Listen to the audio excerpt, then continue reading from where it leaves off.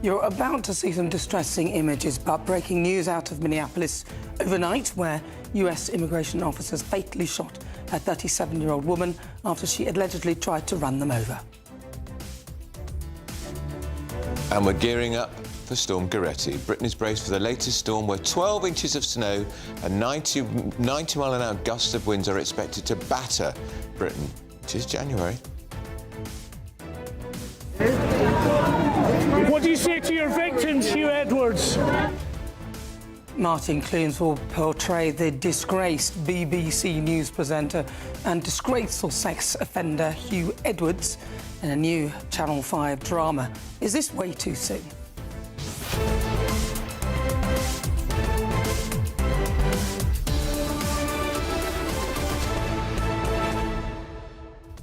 I don't know about you, but I just find it a little bit distasteful that already, or in actual fact, that there even is some sort of reality or drama serialisation or whatever it is about Hugh Edwards. He's a scumbag. He is a scumbag. And he was the voice of the nation, trusted by the BBC to tell the world about the death of our great, beloved Majesty Queen Elizabeth II. I wonder what you think. Do you agree with Nana? Is it too soon to have this drama? That's what it's about. Why are we even doing this? I can remember when I worked at the BBC, because I worked at the BBC. Or you. Yeah, well, that was all right. I mean, they gave me good training. It's a shame they didn't listen to their own guidelines. Yeah. But when I worked for them, when we had a big meeting, we had this big journalism foundation course, Hugh Edwards was the person that they said a surprise person will be coming to teach you all about journalism, and it was Hugh Edwards. Amazing. Yeah. So what do you think about that? Is it too soon, or do you think it's absolutely right and appropriate? Send your views, post your comments by visiting gbnews.com/your say. But first, your 60 seconds news update with Tatiana Sanchez.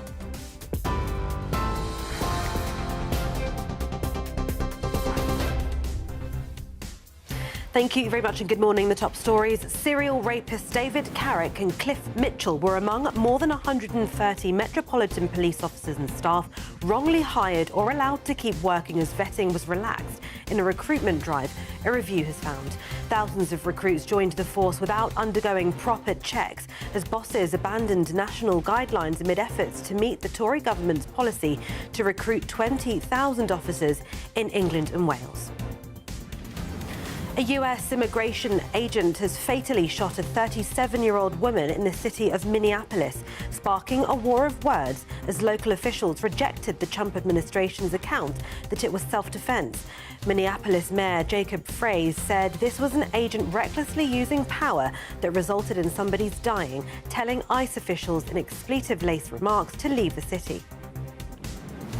Furious pub owners are threatening to go on strike over what they see as crippling tax hikes that could push thousands of pubs to the brink.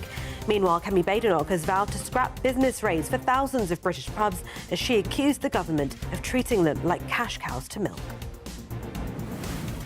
And former Leeds and Wales midfielder Terry Yorath has died at the age of 75. Speaking on behalf of the family, his children said, "Our hearts are broken, but we take comfort knowing that he'll be reunited with our brother Daniel." Those are the latest headlines. For now, more in half an hour. Tune in to GB News Radio wherever you are. Online, on DAB digital radio, on TuneIn, on Radio Player, on Nation Player and on your smart speaker. Just say, play GB News.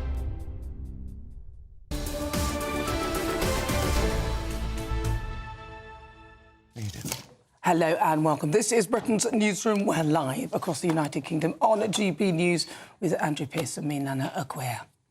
So, who'd have thought it? Pubs have already banned, many pubs already banned their local Labour MP from walking across the threshold because of the huge threat to their existence because of the budget and business rates going through the roof. Now they are threatening to go on strike because of rising taxes announced in the budget.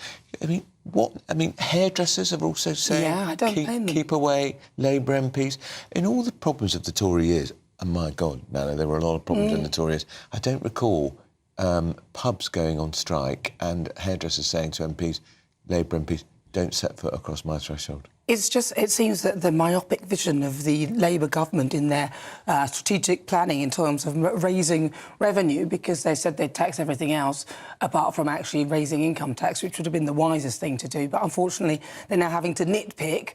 And I think it's nonsense that they have, decided to equalise where the rates would have been had it not been for COVID, because we're just not back yet. Now, pub landlord Andy Lennox, who previously led moves to ban Labour MPs from some venues, raised the prospect of industrial action on this show yesterday. Reeves and Keir Starmer don't sit up and listen. This is only going to get bigger. We are pushing into industrial action. There's protest plans for the end of the month. We are going to go further and further and further. We employ 3 million people. We're the third biggest employer in hospitality in the UK. And we generate 60 billion in taxation. They have to sit up and listen to us, and we're not going to go away until they do. Now, we're pretty sure Kemi Badenoch and her team were watching that interview on GBNews yesterday, because if you recall at Prime Minister's questions yesterday, she went on the attack over pubs, and the Prime Minister, to my mind, signalled yet another U-turn could be coming. Yeah. We've had them on winter fuel, benefit cuts. Pensioners. Yeah. Done that one, yeah. And they farmers just before Christmas. And now it looks like they're going to do something on pubs. Kemi Badenoch, the Tory leader, set out her rescue plan, saying she will abolish business rates for thousands of pubs. Do you ever go to the pub? I do go to the pub, but I don't drink very much because I've seen what it looks like when people drink too much.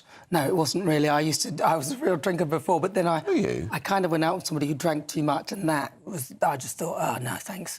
But I like to be able to have one drink. Yeah, so, like if I go to... I try and support I live in North London, there's about 3 or 4 pubs, and I try and support it once a week, go to the pub, maybe for a drink, if I'm going to dinner or something, drink before or drink after the restaurant. Because if you don't support them, when they go, they don't come back. No, they end up with some into eyesore flats, developers. It's not good. Well, let's speak to Dave Burns, who is the landlord of the Thomas Tripp pub in Dorset. Dave Burns, good morning to you and welcome. I'd say Happy New Year, but I guess you don't think it is going to be a great New Year, because I've never heard before publicans threatening to go on strike. Is it that bad? Yeah, it's not great. Obviously, the business rate announcement came as such a surprise to the industry, and I think that's why it's had such a massive, gathering of individuals and groups to basically express our annoyance at this. It comes after previous governments have been lobbied about VAT, about energy prices, about increases in minimum wage, but the surprise of the business rate announcement was the biggest thing, I think. Well, I was just going to ask you about, of course, we've heard now that they may well also be looking at bringing the drink drive limit to 0, which, what's your reaction to that? Does that not feel like another thing that you now need to sort of look at, because it starts to diminish the number of people who will even come to the pub? I think there's a massive effect for rural pubs, especially. People drive to the pub for a meal and they will have a pint with their meal. So the rural pubs will be affected more, and they're the ones that are being affected, also because of that. They don't turn over as much. The footfall isn't as high as ours. We're in a position where we have a high turnover here and a large amount of footfall. But individual smaller pubs are really going to be affected. The announcement on business rates, the proposals with regards to the one drink limit, and then as for VAT problems, the VAT rate being far too high, minimum wage, the increase in national insurance, energy bills. I mean, what more can these guys take? I mean, you look at how much they're making on a pint, 50, 60p, and if their business rates mean 20,000 extra pounds needs to be found, that's 40,000 pints more than they need to sell. It's just not really going to happen. So that's why this action's been planned, because ultimately it's going to mean the closure of them anyway. Just explain what will happen to your business rate. How much is it? Does it look likely it's going to go up from and to? So it's the actual, valuation that's gone up. Plus, it was 96,000 last year. It's gone up to 136,500 this year, which eventually means about a 20 to 23,000 pound increase for venue alone. We have 5 venues, so across the board, it's about 110,000 pound increase. So, we employ 100 people. So ultimately, the only way that we can do that is put our prices, reduce staffing numbers, and cut costs wherever possible. There has a bigger knock-on effect. We've cancelled all our cleaners. We now do that in-house. We've cancelled our wind cleaners. We do that in-house. It's going to have a big knock-on effect on the outside community as well. Hospitality is not just hospitality. It employs a lot of subcontractors. And it's going to have a knock-on effect throughout the economy. What do you think about the government then, in your view, the way they have their planning? Because a lot of people might look at this and think it's almost as though they have no idea of the unintended consequences of their actions. They're not planning, are they? It seems that everything's ad hoc. Any plans that they put in place, they've gone back. Business rate reform they promised doesn't look like the business rate reform that anyone envisaged, and they don't have any plans. The loss in revenue that I think they will get through closures, VAT deferrals, we see more and more cash coming through the tills. Now, take that as you will, but people, the building contractors and things like that, they're going to find ways not to pay the tax, aren't they, ultimately? Do you think we're going to see pubs actually closing down because of this huge hike? Because if it's a successful pub, perhaps you can weather some of the cost. But if it's already struggling, are we going to see more pubs closing? And I think that would be a terrible shame, because pubs can be a really important part of the local community. Yeah, so, we are a high turnover pub, and we are not having it away by any stretch of the imagination. We're standing up for the smaller pubs as well. These guys are going to close. Absolutely no way. I don't know how they're operating now, if I'm being honest. There is absolutely no way they're going to stay open. And they're important community hubs. We hold kids clubs for music. We hold open mic nights, which allow people to showcase their talent. We play music 3 times a week, which help the entertainers and local musicians. We hold bereavement counselling sessions in Edinburgh. There is so many things that we do for the community. Charitable events. We do a golf day for charity. We're doing a rugby day for charity. All this will be lost. But right now, I do not understand how small operators are carrying on. It is a dire situation. Just Dave, before we let you go, you do what with bereavement? You have bereavement meetings? Yeah, so it's for men who have lost partners, and they hold meetings in the garden bar up the top. We give that for free. We give them tea and coffee. Just give them a safe space from which they can, talk. Ultimately, we've got loads of older people that come to this pub and meet friends. Christmas Day, we're open for single people who don't have families. We open up till 4 o'clock in the afternoon. There's so much that the local pub does do for the community which isn't being seen. And the continual request for money through taxation to basically support an inefficient government who can't get their own house is... All right, listen, thank you very much. Dave Burns, he's a landlord of the Thomas Trip in Dorset. Thank you very much. What a nice pub. He sounds lovely. But I suspect a lot of the MPs in their subsidised bars around Westminster don't even think about any of that at all, do they? A pint of bitter in the House of Commons is the cheapest pint you'll get anywhere, probably in London. Yeah, the irony of it all, really, frankly. And you, the taxpayer, by the way, is subsidising that. All right, well, listen, still to come. 22 local councils in favour of postponing elections until next year are all in areas, surprise, surprise, where Reform UK are expected to do well. Is democracy being denied? It certainly is. And up next, we'll look at why British forces got involved in helping the United States seize that sanctioned oil tanker, which was heading to a Russian port, and Vladimir Putin's reaction. But first, if you are in search of some holiday sun around Europe, here is the forecast.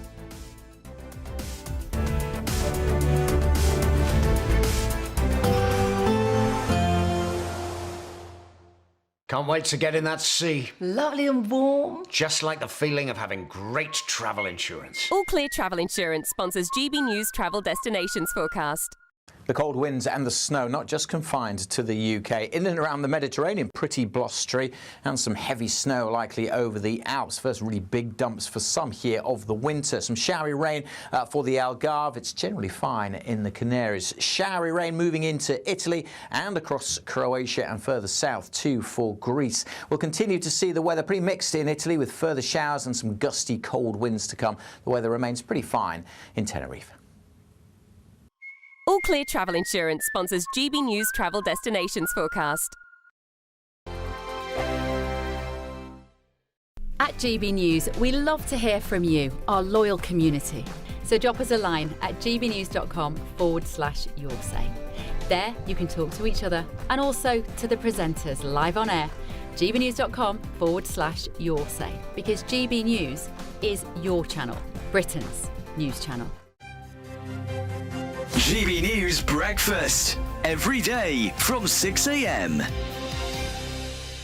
Well, pub bosses say they face financial ruin after Rachel Reeves' stealth tax raid in the budget. As pint prices are ramped up, opening hours are cut and staff are laid off in desperate attempts to keep running.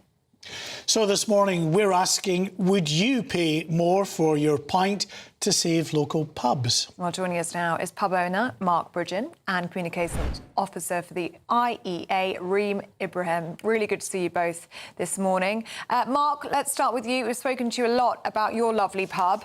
Would you want people to pay more for a pint in order to save your business?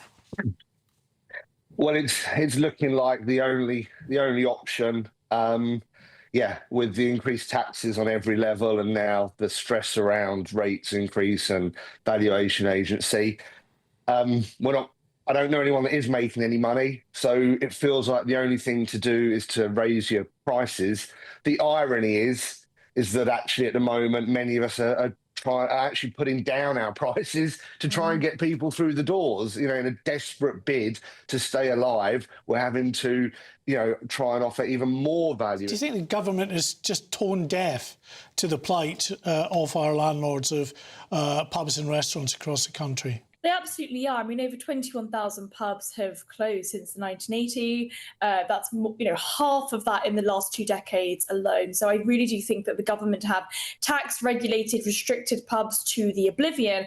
But this is where I disagree with Mark. I don't think it's up to businesses themselves to say, you know what, we're going to remove our profit margins even further.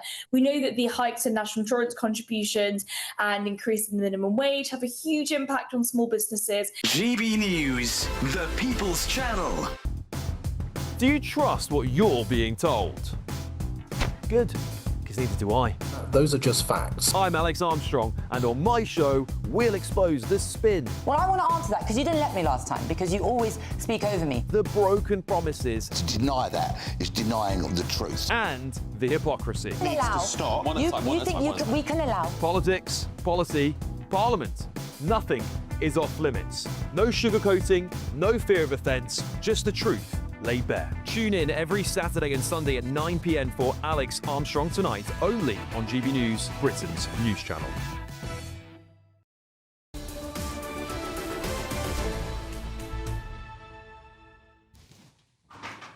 Good afternoon. It is 10 minutes to 10 o'clock. This is Britain's Newsroom on GB News. It's good morning, actually. Oh, good. Oh, yes, it is. You're just so used to being all in the afternoon. Good afternoon, Britain. That's what it is. Joy to have Nana Akua with me here.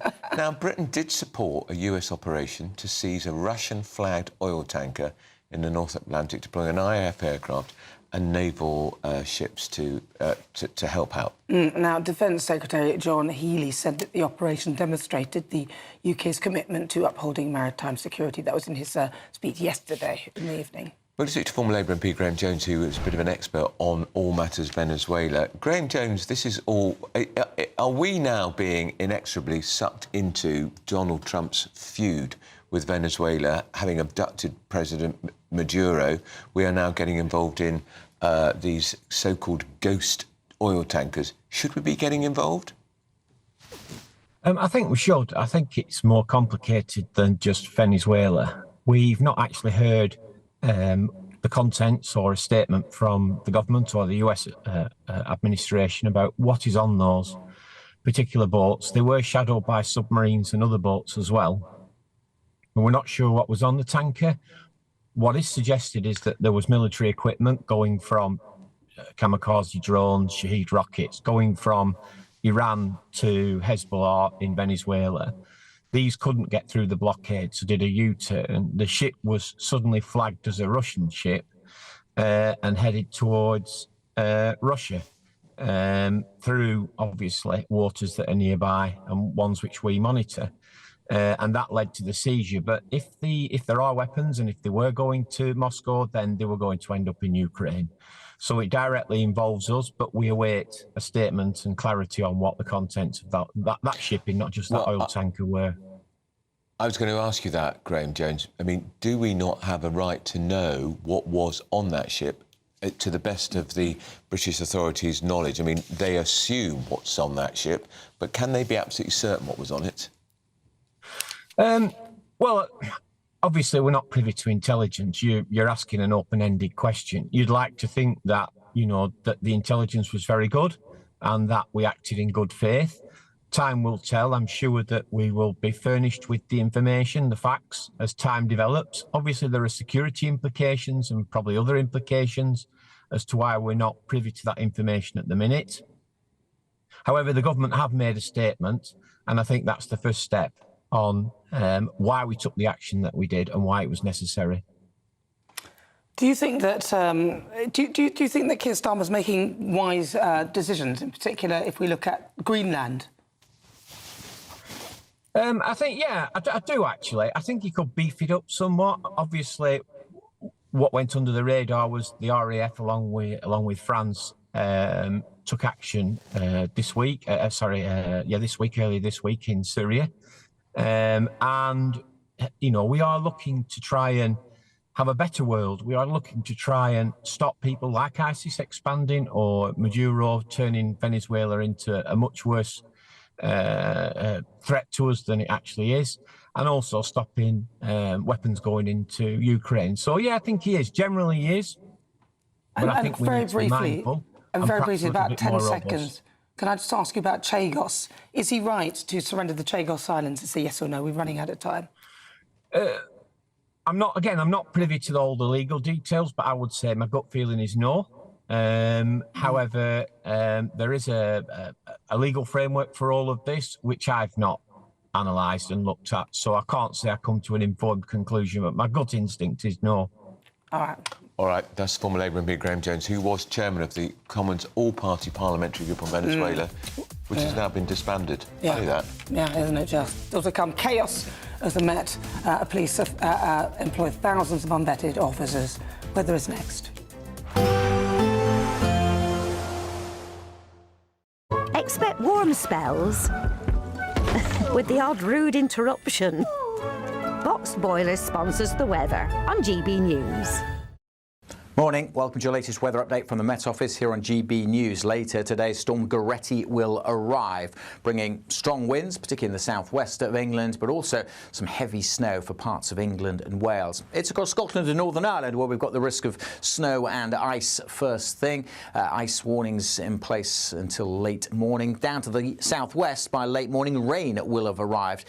Many places actually just dry and bright today, but with increasing cloud across the south and those winds picking up in the southwest as well. Still pretty cold out there, temperatures in single figures, but maybe turning a bit milder into the far southwest, but not just turning milder, turning wet and very windy here too. And it's as the wet weather arrives, hits the colder air, we're likely to see some snowfall, particularly this evening over South Wales, but becoming more extensive overnight. And then the winds really pick up in the far southwest of England, an amber warning in place, gusts of 70, maybe 80 miles an hour, likely to cause some disruption. Things a bit calmer further north, but still cold, so again, things likely to freeze up, to the potential for ice, but the snow at least easing over northern Scotland, which has been particularly badly hit so far this year. Now, it's further south where we've got the greatest snow risk this evening, over Wales and the Midlands, and perhaps later in the night into parts of eastern England as well. Amber warning in place over central areas for many centimetres of snow, likely again to cause some disruption. And it's going to be another pretty cold night, but with the cloud and the wind temperatures hovering around freezing in the morning, which means we could still see some snow over parts of central and eastern England during tomorrow morning. A grim day across these eastern areas, wet and cold. Further west, it's a little bit drier and a little bit brighter, but again, it's still on the chilly side wherever you are. There are a number of Met Office warnings in place, including amber warnings for snow and for wind. Please check out the Met Office website for full details to see how you could be affected. Expect warm spells with the odd rude interruption. Boxed Boilers sponsors the weather on GB News. Thank you, Britain, for the thousands of you who are becoming friends of GB News every week. You're not only watching and listening to our programmes, you're becoming part of them too. Good morning, this is the latest AI travel news from GBnews.com. On the A68 northbound at St Boswells, a road traffic incident is partially blocking the road. In Wales, the A470 southbound from Nantgar to Corriton is seeing heavy congestion. In Hulton, the M56 westbound between Junction 10 and Junction 14 is running around 2 hours slow. Also in Brighton and Hove, the A23 northbound between the A27 and the A273 has a collision with one lane closed, causing around 20 minutes of delays. And on the trains, Avanti West Coast and Chiltern Railways warn Storm Goretti may impact your journey. For more travel news, go to gbnews.com. Hello from the Aurora Collection Resort here in Lapland. We're on an amazing Arctic adventure to celebrate our greatest cash giveaway, a simply stunning £85,000. And in 2026, we're giving you the chance to win it all. For another chance to win £85,000 cash, text cash to 63225. One entry costs £2.50 plus one standard network rate message. Or text bonus to 63225. 5 entries cost £5 plus one standard network rate message. Go to gbnews.com/win. Entries start at £2.50. Call 0903 686 3232. Calls cost £2.50 plus your network access charge. Or post your name and number to GB18 PO Box 8690 Derby DE1 9TT. UK only. Entrance must be 18 or over. Lines close at 4 p.m. on the 30th of January. The winner may be contacted live on GB News, week commencing the 9th of February 2026. Please check the closing time if listening or watching on demand. Mornings don't have to be tiresome, especially if you have the right company. Wake up to news as it happens, opinion and debate, and of course, a little bit of entertainment too. Because when the kettle's on, we're on. That's Breakfast on GB News, a show worth waking up for. Every morning from 6 a.m. Only on the People's Channel, Britain's news channel. We'll spread the news, you spread the word. From the school run to the home run, watch a new show for all of Britain. So he can say whatever he wants. A straight talking show where all voices are heard.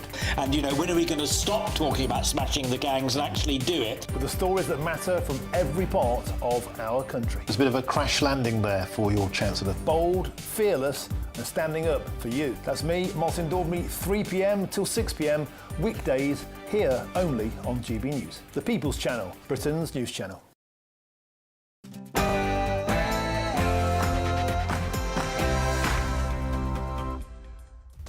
Good morning. It is 10 o'clock on Thursday, the 8th of January. We are live across the United Kingdom. This is Britain's Newsroom with Andrew Pearce and me, Nana Acquair. Can you believe it? Now pubs are threatening to go on strike. Rachel Reeves and Keir Starmer don't sit up and listen. This is only going to get bigger. We are pushing into industrial action. There's protest plans for the end of the month. Pub landlord Andy Lennox told this show yesterday pubs have been pushed to the brink as this morning Tory leader Kemi Badenoch lays out her blueprint to save British boozers.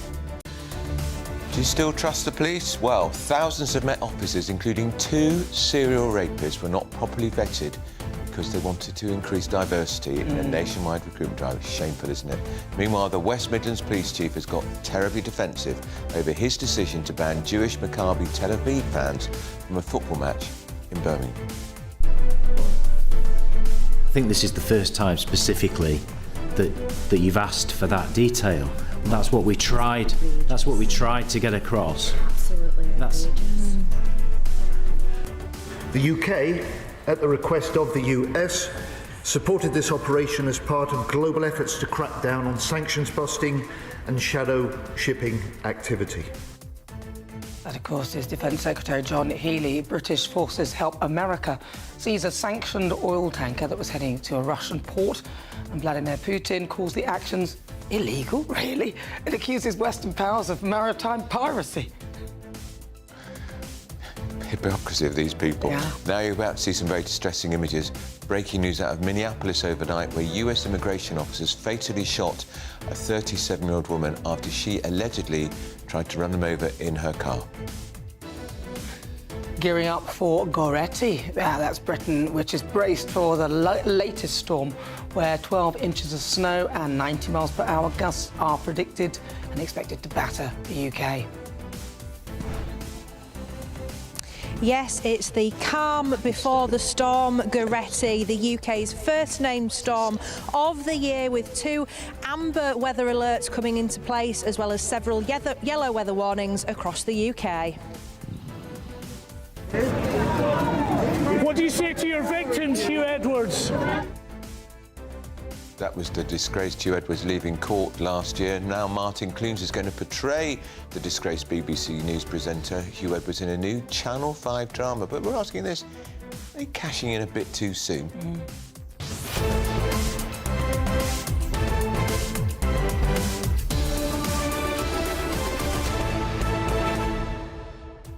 An amber weather warning, or is it a yellow weather warning? Why do we need any weather warnings? It's January. It's January. The winter. That's what we should expect. I mean, but there wasn't any snow though. I much preferred it when it was all snowy. She was in. Was it Scarborough? That was beautiful, wasn't it? Wasn't it? Yeah. Looked fantastic. Presumably, where she is, the snow's on its way. There was snow in central London yesterday. Not a lot, but we've had a lot of snow. I'd say again, it's January. But it was a bit icy though, because as I said yesterday, Ivory and I, that's my son, we were walking towards his school and we came out of a house and we've got a path. And on the path we both went, ah, like a cartoon. And then we both slid like we were on skis together, holding hands. And he went, Mummy! I said, Ivory! But we didn't go over. It was like black ice. I remember the boss class here yesterday slipped over. Wear sensible shoes. I'm sorry to be boring. I've got shoes with leather soles. Don't wear them in the wind when it's snow and ice, because you're skid. Well, these were supposed to be snow boots, but anyway. Fine.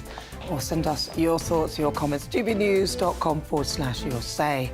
But first, your latest news with Tatiana Sanchez.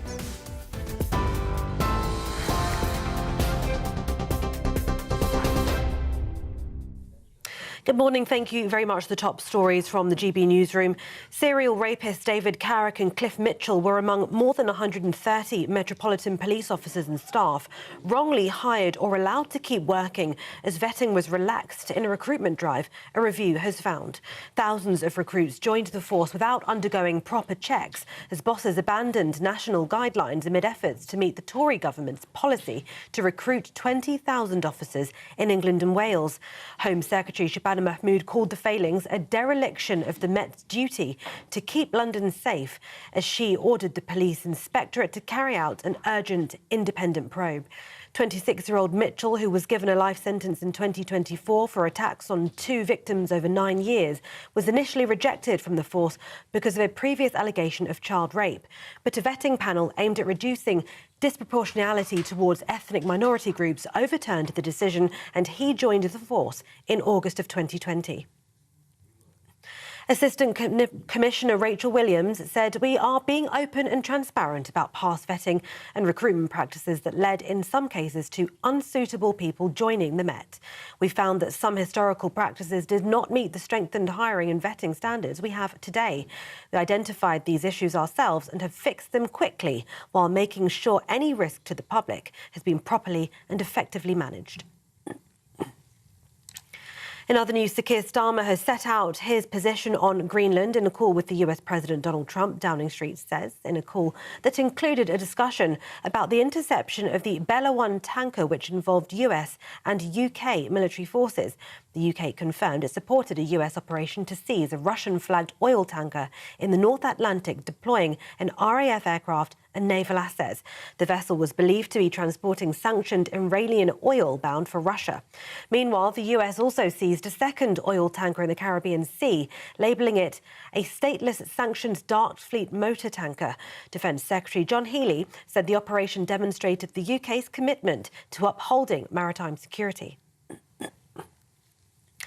A US immigration agent was fatally shot a 37-year-old woman in the city of Minneapolis, sparking a war of words as local officials rejected the Trump administration's account that it was self-defense. The Department of Homeland Security said the woman, Renee Nicole Good, was a violent rioter who tried to run over immigration and customs enforcement agents. But Minneapolis Mayor Jacob Frey said this was an agent recklessly using power that resulted in somebody dying, telling ICE officials in expletive-laced remarks to leave the city. We collectively are going to do everything possible to get to the bottom of this. We've dreaded this moment since the early stages of this ICE presence in Minneapolis. What they are doing is causing chaos and distrust. They are already trying to spin this as an action of self-defense. Having seen the video of myself, I want to tell everybody directly, that is to ICE, get out of Minneapolis. Furious pub owners are threatening to go on strike over what they see as crippling tax hikes that could push thousands of pubs to the brink. Some landlords say the industry is heading towards a full-scale day of industrial action early next week. Meanwhile, Kemi Badenoch has vowed to scrap business rates for thousands of British pubs as she accused the government of treating them like cash cows to milk. The Conservative leader told the Daily Telegraph her party has identified billions of pounds of savings from things like bringing down the welfare bill and reducing the size of the civil service. Labour MP for York Central, Rachel Maskell, argues that many businesses in her area will have to close down as a spike in business rates looms. This is in part due to the end of COVID-era business rates relief in April, announced by Chancellor Rachel Reeves in the November budget, having previously been scaled back from 75% to 40%. Shadow Chancellor Mel Stride spoke to GB News.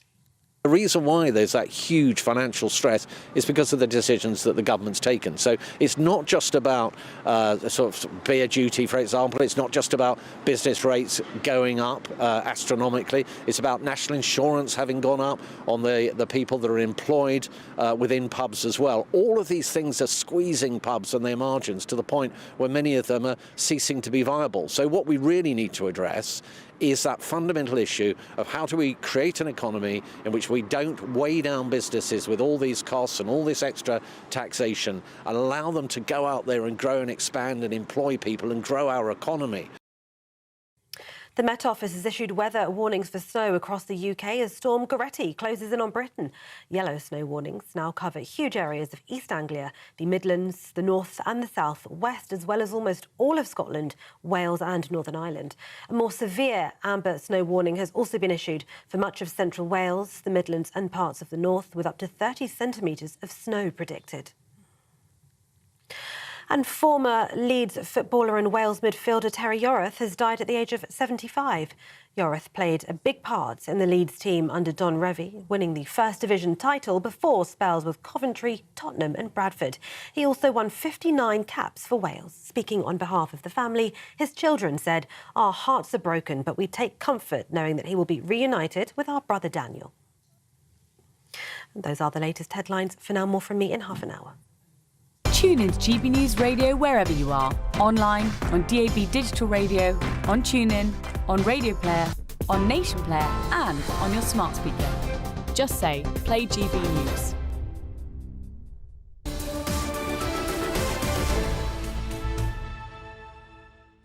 Hello and welcome. Good morning. This is Britain's Newsroom. We're live across the United Kingdom on GB News with Andrew Pearce and me, Nana Aguirre. Well, anyway, sorry, lots of you have been in touch, actually, with your thoughts on some of the things we've been discussing. Ron says this about Kemi Badenoch. He says, Kemi Badenoch is like Starmer when he was in opposition, promising whatever she thinks will get her votes. That's what you do when you're leader of the opposition, though, don't you? Of course, that's the job, isn't it? That's the job. It's the most horrible job in politics, actually. Would it have been better, though, if you've been in the opposition for 14 years, that you might sort of invent some policies or come up with stuff instead of going, oh, well... They did have plenty of time to think about what to do in the first 100 days, even the first 2 years, but nothing. And I think that this is probably, in my time, as I can remember it, the first government that consistently blamed the previous administration, but all the time, even like we're almost 2 years in now and they're still doing it. No, and people are bored by that, I'm afraid. Now, I quite like this one from John. He says, Labour can stop tankers, but not dinghies. Labour look after the rest of the world, but not their own people. Very good point. It's true, isn't it? Now, outraged pub bosses are threatening strike action. Where are we in this country in protest at the huge increase in business rates in Rachel Reev's latest budget? Pub landlord Andy Lennox, who previously led moves to ban Labour's MPs from some of the venues, raised the prospect of industrial action on this show yesterday. Reeves and Keir Starmer don't sit up and listen. This is only going to get bigger. We are pushing into industrial action. There's protest plans for the end of the month. We are going to go further and further and further. You know, we employ 3 million people. We're the third biggest employer in hospitality in the UK. And we generate 60 billion in taxation. They have to sit up and listen to us, and we're not going to go away until they do. Kemi Badenoch has spotted an opportunity. That's her job as leader of the opposition. She set out her rescue plan to a pub today, saying she'll abolish business rates for thousands of pubs. All right, well, let's cross live to Westminster and speak to our political editor, Christopher Hope, who has more. Christopher, what can you tell us? It's worth looking back to where this problem started. The government is doing two things which is really affecting the livelihoods of publicans. They're withdrawing COVID-era support. They're also revaluing these pubs, and that's resulted in tens of thousands of pounds in extra business rates they must pay from April. Now, Kemi Badenoch has said today that she's going to remove business rates from pubs, almost treat them as a special case, as opposed to treat them like other trading properties, other shops and the like, and also remove up to £1,000 off their energy bills through cutting the benefits bill, they say, and the Green Energy Plan. For me, this is politics waking up to the importance of pubs in our communities. You might think that most communities survive if they have a doctor, a post office, a pub and a school. Those four things hold them together. You remove one of those areas, or one of those ideas, or one of those things from a community, that community withers and dies. I think that is now seen by Kemi Badenoch. For Labour, 30 Labour MPs have reportedly written to the Chancellor, led by Tonia Anotinatsi, the Gower MP, saying this can't go on and what will they do about it. We're told that Sir Keir Starmer is looking at additional support. He told MPs yesterday at Prime Minister's questions that they're looking and talking to the sector about support and what further action we can take. The government says they've already offered up a £43 billion package. But the PM, I think, is under fire here. It could be the next almost partial U-turn we saw, similar to the one we saw before Christmas about family farms. And the question I asked him to the PM on Monday is not yet answered. I said to him, "Have you been banned from your local pub?" He didn't reply. Very interesting. That's Chris Hope, our political editor. Ian King, business journalist. Ian, I can feel it in my bones, the U-turn, the screeching U-turn. We had one on inheritance tax on farms before Christmas. The pubs clearly are in difficulty. Yeah. What's interesting, I think, is that this is a grassroots rebellion by Labour MPs themselves. As Chris was saying, 1,000 pubs across the country have now banned Labour MPs, including Rachel Reeves' own local in her constituency in Pudsey. And I think Labour MPs have come back from the Christmas holidays and said, look, we need to act on this. Treasury, you need to do something about this. I think that, as you say, the message has sunk home. This is very, very unpopular. Don't forget, we're already, even before this increase in business rates kicks in April, basically a pub closes every single day in England, Scotland and Wales. Terrible. And So there's I mean, this is a long build-up of pressure on the industry. I think it dates back, you can really date it back to actually when the smoking ban in public places came in 2006. That really accelerated pub closures. You've also seen supermarkets who do big deals on beer as a loss leader. They're advantaged on VAT to the extent that pubs have to charge VAT on food. That's a real killer as well. So there's a whole combination of factors. And then obviously COVID was a kicker as well.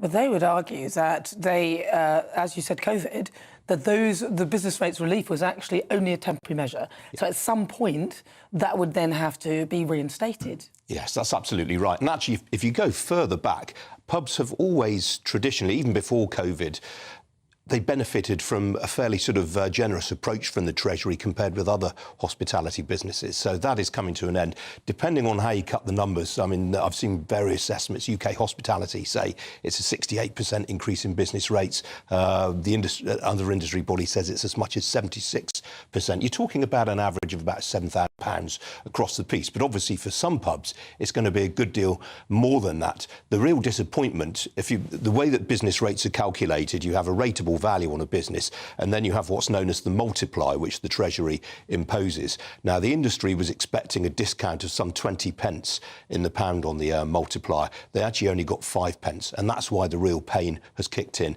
That offers some relief, but when you add to the fact that rateable values have gone up anyway, it wipes out any gain. Now, we've just been through the Christmas period, crucial time for the high street.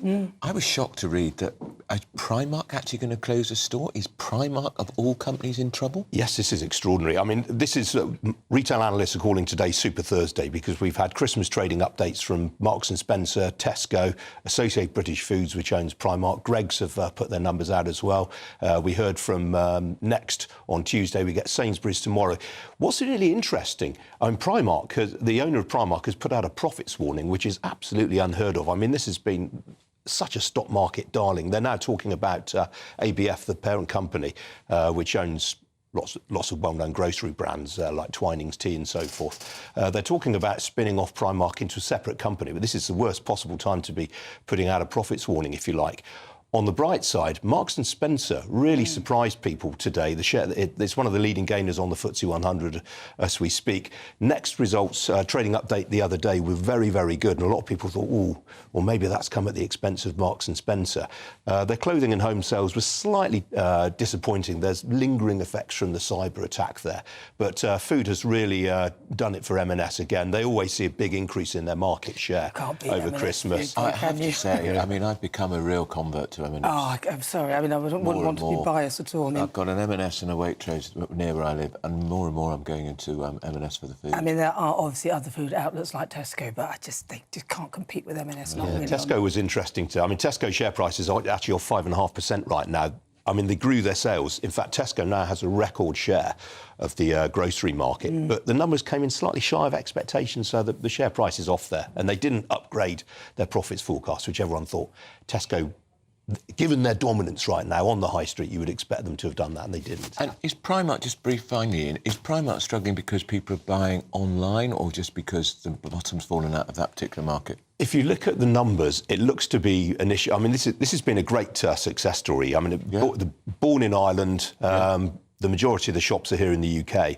They've also expanded overseas, and it looks to be mainland Europe that they've come a cropper. So I don't think people should be panicking too much. I mean, with Primark, it's all about style and price at a competitive rate. You're right to highlight it, because obviously they've had the likes of Shein and other online retailers nipping at their heels. Shein, obviously, incredibly cheap lines, and I think that's probably nibbled away at them to an extent. But it looks like it's mainland Europe that they're struggling. All right. Thank you for that. Thank you very much, Ian. Really good to talk to you. Right, it is now time for the Great British Giveaway of 2026. This could be on us. 85 grand, that's about 7 grand a month, all tax-free. It could be yours. Here are the details. It's a brand new year and we're giving you the chance to win our biggest cash prize to date. £85,000 in tax-free cash to make your new year the best yet.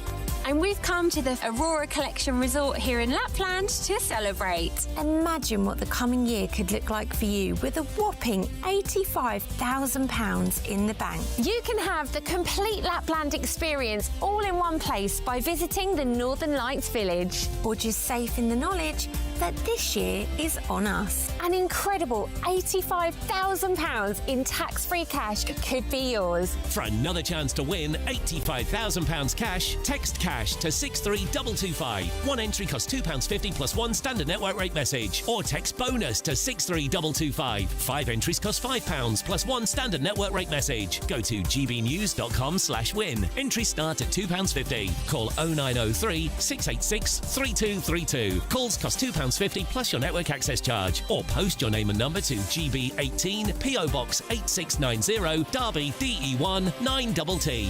UK only. Entrance must be 18 or over. Lines close at 4 p.m. on the 30th of January. The winner may be contacted live on GB News, week commencing the 9th of February 2026. Please check the closing time if listening or watching on demand. Good luck.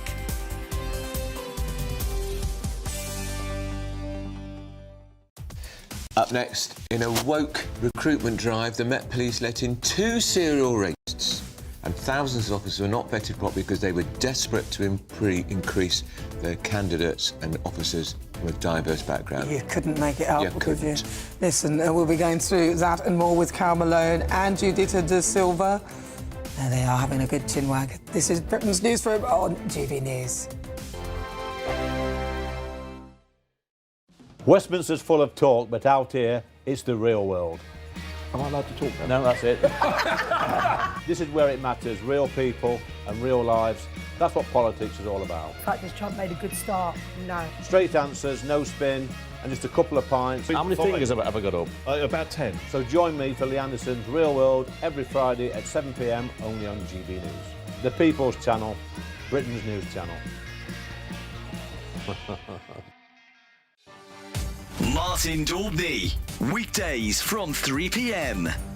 I think that many problems that Luton has, I think many parts of the country are suffering from those problems. Okay. But I think there are some good aspects to living in Luton as well.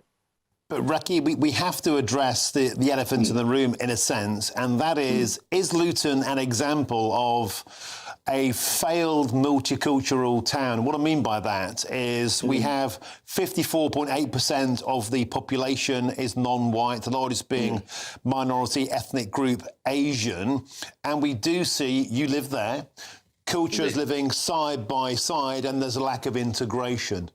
Is that a problem?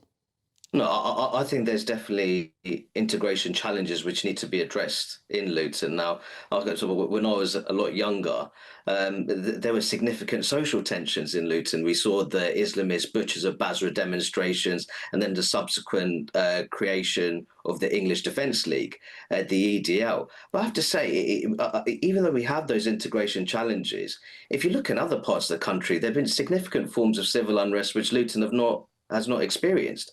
If you remember the 2011 summer riots that took place across England, there weren't many incidents in Luton. And if you want to talk about ethnic and religious segregation, I think that Leicester has far bigger problems than Luton. So I think that while Luton has its issues surrounding integration and segregation, I think that some of those problems are even more intense in other parts of the country. We can't finish this conversation without noting, of course, the entrance to the away end at Luton Town Stadium there. Of course, that is an entrance which goes through someone's house. It's so bad, it's good. In fact, away fans who go there say it's a good away day. It's something they will always remember.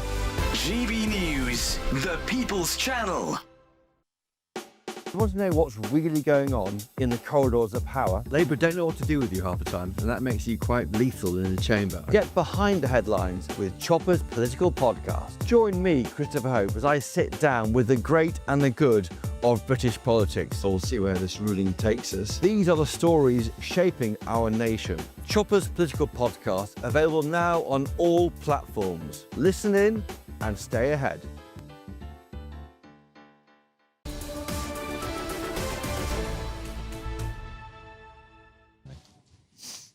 Good morning. It is just coming up to 25 minutes after 10 o'clock. This is Britain's Newsroom with Andrew Pearce and me, Nana Aguirre. And look who we've got on our panel. It's Karen Maloney, who's obviously been chatting since she arrived, and Judita De Silva in the studio. Now, we've no idea what you're talking about. Well, we have, thank God we have, which is good. Exactly. We want to talk about this, how the Met hired child rapists. I mean, it's, you know, you've had a bit of it on already. The point is he was black. Because they were trying to DEI. Because of diversity. Yes. And you know, this is beyond shocking. Not just because this time last year there was lots of stories about how the fact that in the recruitment process, white candidates were being held back and temporarily blocked to allow black and Asian candidates to go forward, which is shocking in itself. You know, if the police force say that they're short of people to be in the force, you can't be messing around. The colour of someone's skin does not affect their ability to do the job. You know, black, white, whatever. It should be because you are fit and qualified to do the job, not because of the colour of the skin. And the Met Police now, this has been revealed that 20,000 applicants were pushed forward. Now, this is astonishing. It would explain why 93% of all crime in this country isn't being solved, because the wrong people are being put in the job. And this particular offender, this guy called Cliff Mitchell, he had been refused in the original application process for very good reason. But there exists a panel, can you believe it, that actually looks at rejected people from the diversity list. So if you've been rejected and you are black or Asian, there's a panel that will relook at that, and this is what happened with Mitchell. He was initially rejected, and then this panel put him through.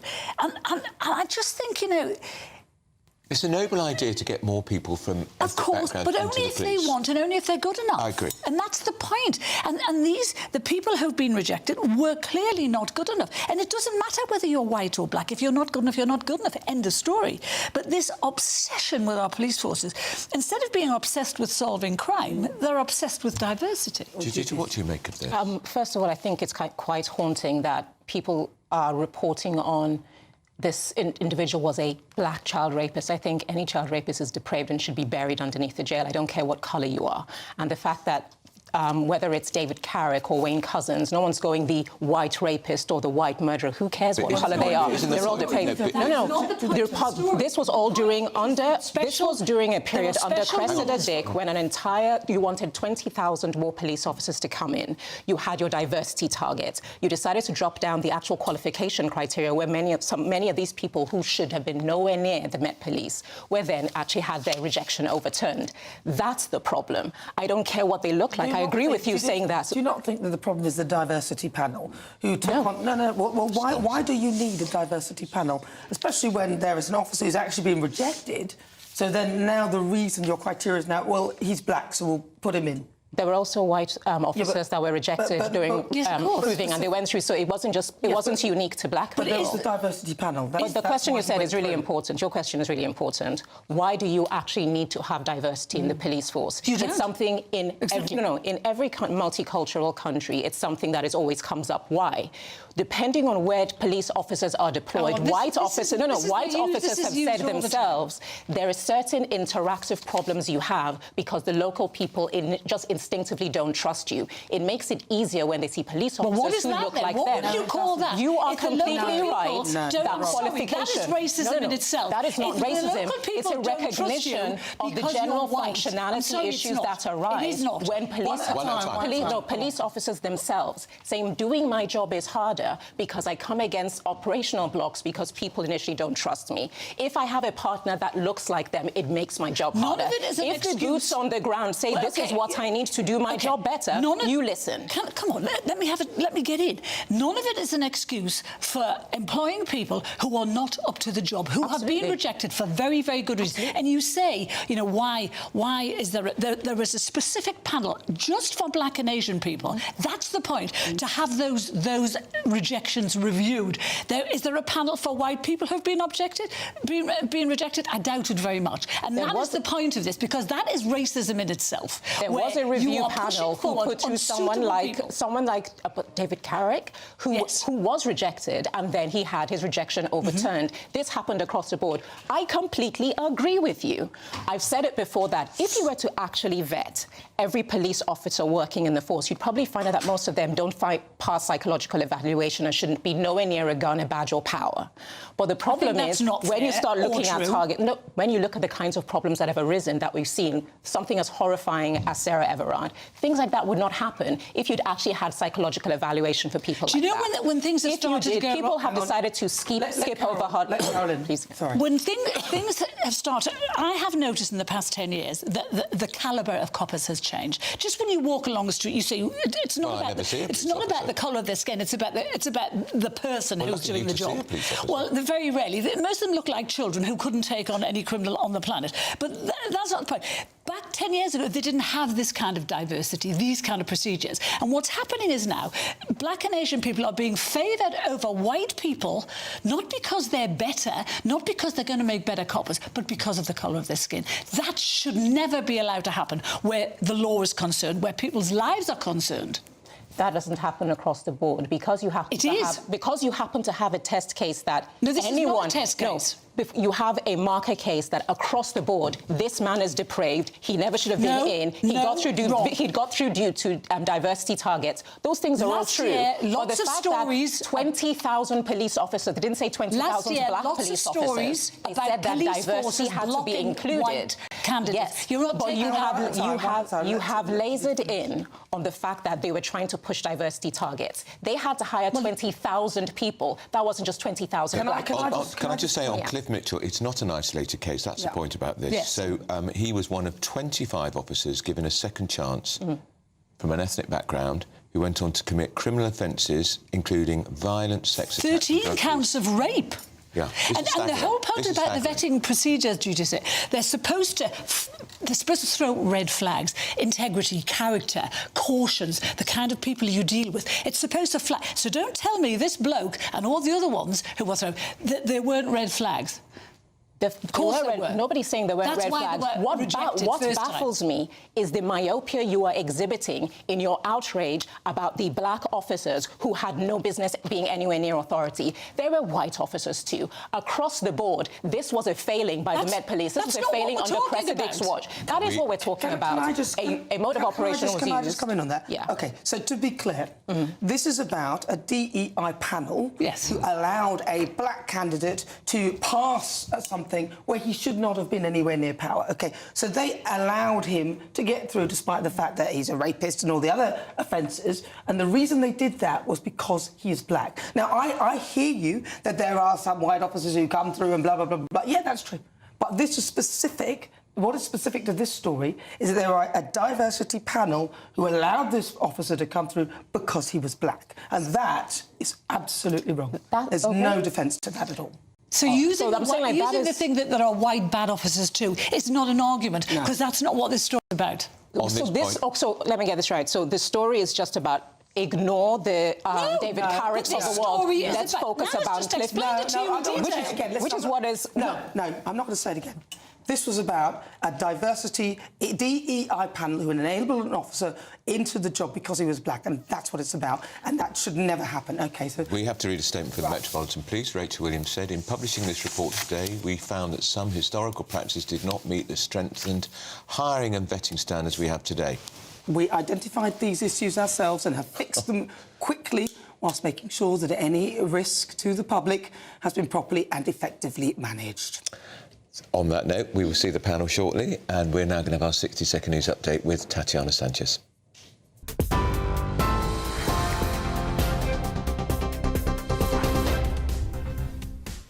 Thank you. The top stories. Serial rapists David Carrick and Cliff Mitchell were among more than 130 Metropolitan Police officers and staff wrongly hired or allowed to keep working as vetting was relaxed in a recruitment drive, a review has found. Thousands of recruits joined the force without undergoing proper checks as bosses abandoned national guidelines amid efforts to meet the Tory government's policy to recruit 20,000 officers in England and Wales. A US immigration agent has fatally shot a 37-year-old woman in the city of Minneapolis, sparking a war of words as local officials rejected the Trump administration's account that it was self-defense. Minneapolis Mayor Jacob Frey said this was an agent recklessly using power that resulted in somebody dying, telling ICE officials in expletive-laced remarks to leave the city. Furious pub owners are threatening to go on strike over what they see as crippling tax hikes that could push thousands of pubs to the brink. Meanwhile, Kemi Badenoch has vowed to scrap business rates for thousands of British pubs as she accused the government of treating them like cash cows to milk. And former Leeds and Wales midfielder Terry Yorath has died at the age of 75. Speaking on behalf of the family, his children said, "Our hearts are broken, but we take comfort knowing that he'll be reunited with our brother Daniel." Those are the latest GB News headlines. For now, more in half an hour. Take the GB News family with you on any device. As long as you have an internet connection, tune into GB News anywhere on the planet or beyond.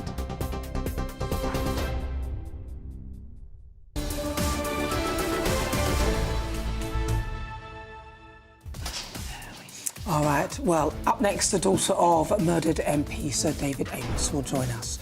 She met with the government to discuss her dad being murdered by an Islamic State fanatic 5 years ago, and she's not happy with the outcome. This is Britain's Newsroom on GB News.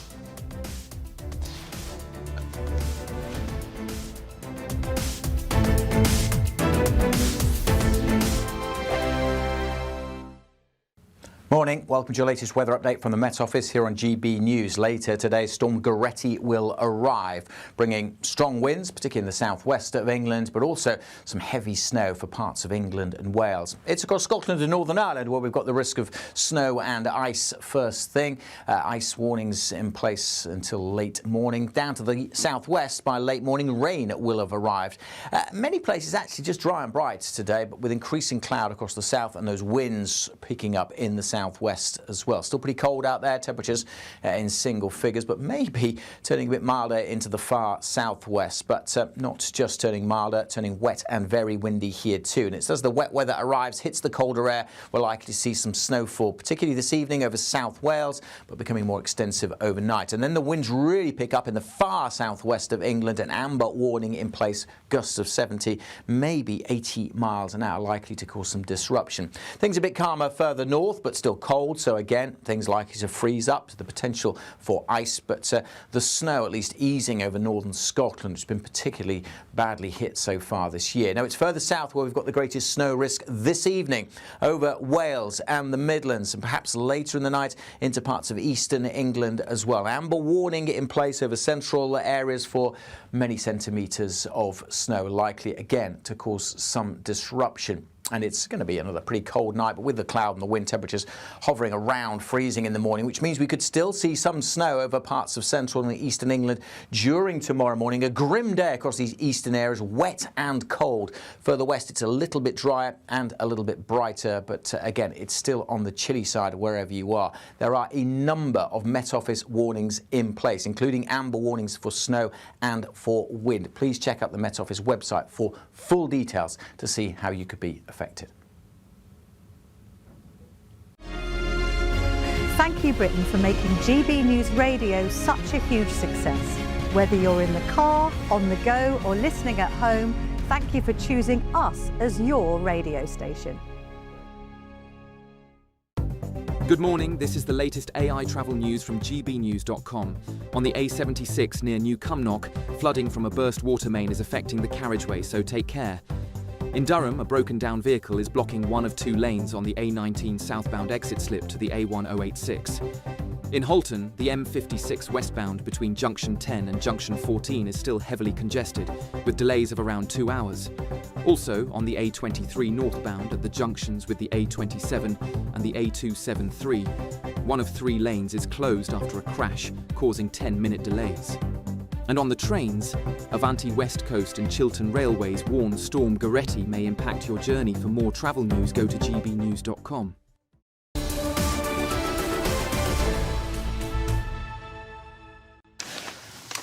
Good morning. It is 39 minutes after 10 o'clock. This is Britain's Newsroom.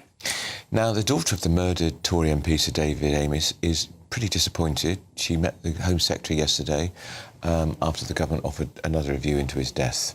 Now, the Conservative MP for South End West was killed by an Islamic State fanatic whilst holding a constituency surgery in Essex in October on 2021. Well, Katie Amy's joined us in the studio now. Katie, lovely to see you in person. As ever, can we just say, I know it's 4 or 5 years ago, but still horrendously raw for you and your family. Yeah.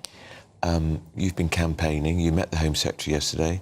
You want a proper inquiry into how this man, who'd been seen by the authorities, prevent, slipped through the noose. Yeah. You want a proper inquiry. What did she tell you? So she didn't grant the full inquiry, and when I pushed her as to why we aren't allowed the full inquiry, she says it has to be a mass failing of the state. So my point back to her was, well, is the murder of a MP in his constituency surgery not considered a mass failing of the state? I don't consider that's an attack against democracy and everything that a country would stand for. So that answer didn't really make sense to me. She said that we can do another review. So that will now be a review of a review of a review of a review. The last review that I did with them was completely inadequate. Lord Anderson did it. He had no answers whatsoever because with a review, you're not forced to speak to people. So the coroner said, I'm not speaking to you and I'm citing judicial independence. I don't have to speak to you. Counter-terrorism police didn't want to speak to him. Secret meetings took place between the coroner and counter-terrorism and no notes exist for those meetings. They aren't being forced to come up with the notes. They're just saying, oh, we don't remember what happened. So that's why I want a full statutory inquiry. She did try to assure me that this review would go deeper and that they would appoint somebody else to do it. So I'm going to work with the government on this because their position at the moment is absolutely not. But if I go down this road and do another review and I'm not happy, I'm just going to come back again and say, OK, when is the inquiry? Well, of course, it is a big state failing as well, because the man who killed your father had been through Prevent, so they would have been aware of him at some level. Yeah. So why... So that is another state failing. Surely she would see that. She said it has to be multiple institutions that failed. So, like, for example, in Southport, because they had an inquiry straight away, which is absolutely the right thing to do, it wasn't just Prevent that had failed them, it was also the NHS and other institutions. But that doesn't really help. So should I just be thankful that the guy wasn't referred to other like, what are you talking about? It doesn't make sense. And we know that this monster who murdered your father, he'd shadowed Michael Gove's house, who was a member of the cabinet. Yeah. He'd been checking on your father for a very long time. How do you feel about him? I don't really think about him. I think he's just so evil, and I'm very religious like my dad was, and so I just think God will take care of him. I don't need to worry about him. What I focus on is my father, getting answers and preventing this happening to somebody else, because the fact that we're going into the 4th year since this happened to my father and we don't have any answers as to why the man was let go. They had one coffee with him in a McDonald's, took 20 minutes, deemed him a great guy, let him go. There was no 6-month follow-up. There was no 12-month follow-up. They weren't getting back to the school that referred him to say what the updates were. He was just let go for 6 years to plan this attack. The only reason that I'm sitting here with you today is because my father was an MP. What about all the other people that Prevent let down and that have been killed by terrorists? And their poor families don't have a platform to stand on because their father wasn't in politics. So it's very important for me that I focus on being a voice for those people and trying to help other people who aren't in the situation that I am, where I can come on shows like this. And have you seen much in the way of change as to how MPs are protected since you've been campaigning? No, and they just try and fob you off. They say, you know, lessons have been learned, you know, things have changed. And they tried to say with Prevent that things had changed, but then Southport happened after the horrible atrocity that happened to my father. So they just say these things to get you to go away and give up. But I'm my father's daughter and I'm not going to give up and I'm not going to go away. I knew your father for many years and he was an indefatigable campaigner. Yeah. And you've clearly inherited that streak. Yeah. And do you think your dad would want you to keep on? Oh, for sure. Like, when I am crying and I feel like, oh, I can't go on, I just think of my dad and I think he's absolutely cheering me on from heaven, and he's saying, don't give up, go get them, hold people accountable, and then help other... Because all my dad wanted to do was help people. That's why he met with the man that day. He thought he was a constituent that has a housing issue. My dad wants me to help other people. And also, I just want to say the general public has been absolutely amazing. They keep me going. They send me thousands of messages of support, and it's installed my faith in humanity that people can be so kind. How's your mum? My mum is another story. She's not doing so well. After it happened to my dad, she suffered a stroke. How many years were they married? Oh, like 40-something. Yeah. Yeah, he was an MP for nearly 40 years, and they were married before he was an MP. So she had a stroke, and then... Do you think that was brought on by the trauma? Absolutely, yeah. And since then, it's just been health issue after health issue. She was meant to come with me yesterday to meet the Home Secretary, but she's now housebound. She couldn't even come to the meeting. So she's watching me from home and just telling me, don't give up, and Dad would be proud of you and just keep going. What changes would you like to see? We need to find out who made those decisions to let the guy go, why they made those decisions, and to prevent it happening again, because right now they're just saying there's nothing to see here, move on. No, there is something to see. A member of Parliament was killed, and we are all at serious risk of other terrorist attacks happening. If I was a terrorist watching this story and they won't even do an inquiry for a member of Parliament, I'd be thinking, well, this is great. They're not really taking terrorism seriously. And I said that to the Home Secretary, and I think we're living in dangerous times, and I think we need to buck up ideas and realise that. That is shocking, isn't it, Nan? If you think David was a long-standing MP, very respected, and they're not doing a full inquiry, Yes. and that was an MP. Yeah. I mean, you could argue everybody should be treated the same. And they should be, yeah. But if an MP doesn't get an inquiry... Well, the MP is a symbol of democracy, so that is something that would really, if you're a terrorist, the other people that support that ideology would be really celebrating that you could get to a democratic constitution and just go straight to the heart of it. But everybody should absolutely be treated the same, and that is my point. Why are we not being treated the same? You're giving inquiries to some people, and then to other people you're not giving inquiries. So I don't know what they're playing at, but I'm not going to let anybody get away with it. And even if I get to 100 and I'm on my deathbed and I'm still going on about this, I will get the answers. I won't give up. Would you like to see more accountability for those who do release these kind of people? So this is like, even in the case of Axel Rudikabana, there was a whole systematic failure of the mental health services, and people are not really held to account for bad decisions. Yeah. It's not a witch hunt. I don't want to name and shame those people and then get the public to go after those people. I just want to look at the systems that are in place that are allowing individual choices to have such grave consequences. Like, it was just one person's decision with my father to say, oh, this is a great guy, the perpetrator, let's cancel everything. Well, why did they make those decisions? Where was management checking what they had done, what questions they'd asked? I think that we need to look at the whole system and figure out change that way, because right now we're just not getting into the nooks and crannies of it, and we'll continue to see these attacks happening again and again.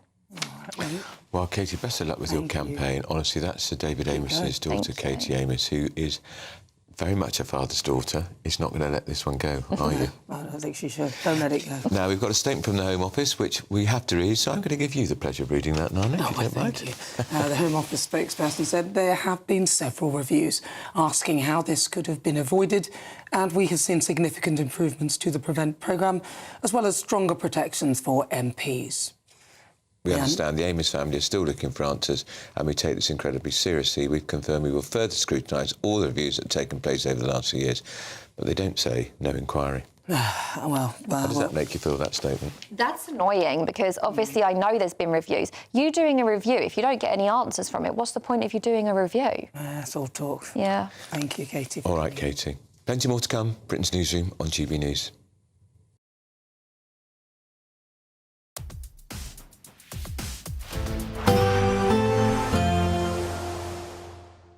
I forecast a perfect holiday in the sun. Weather looking good then? For sure, and no worries about our travel insurance. All Clear Travel Insurance sponsors GB News Travel Destinations Forecast.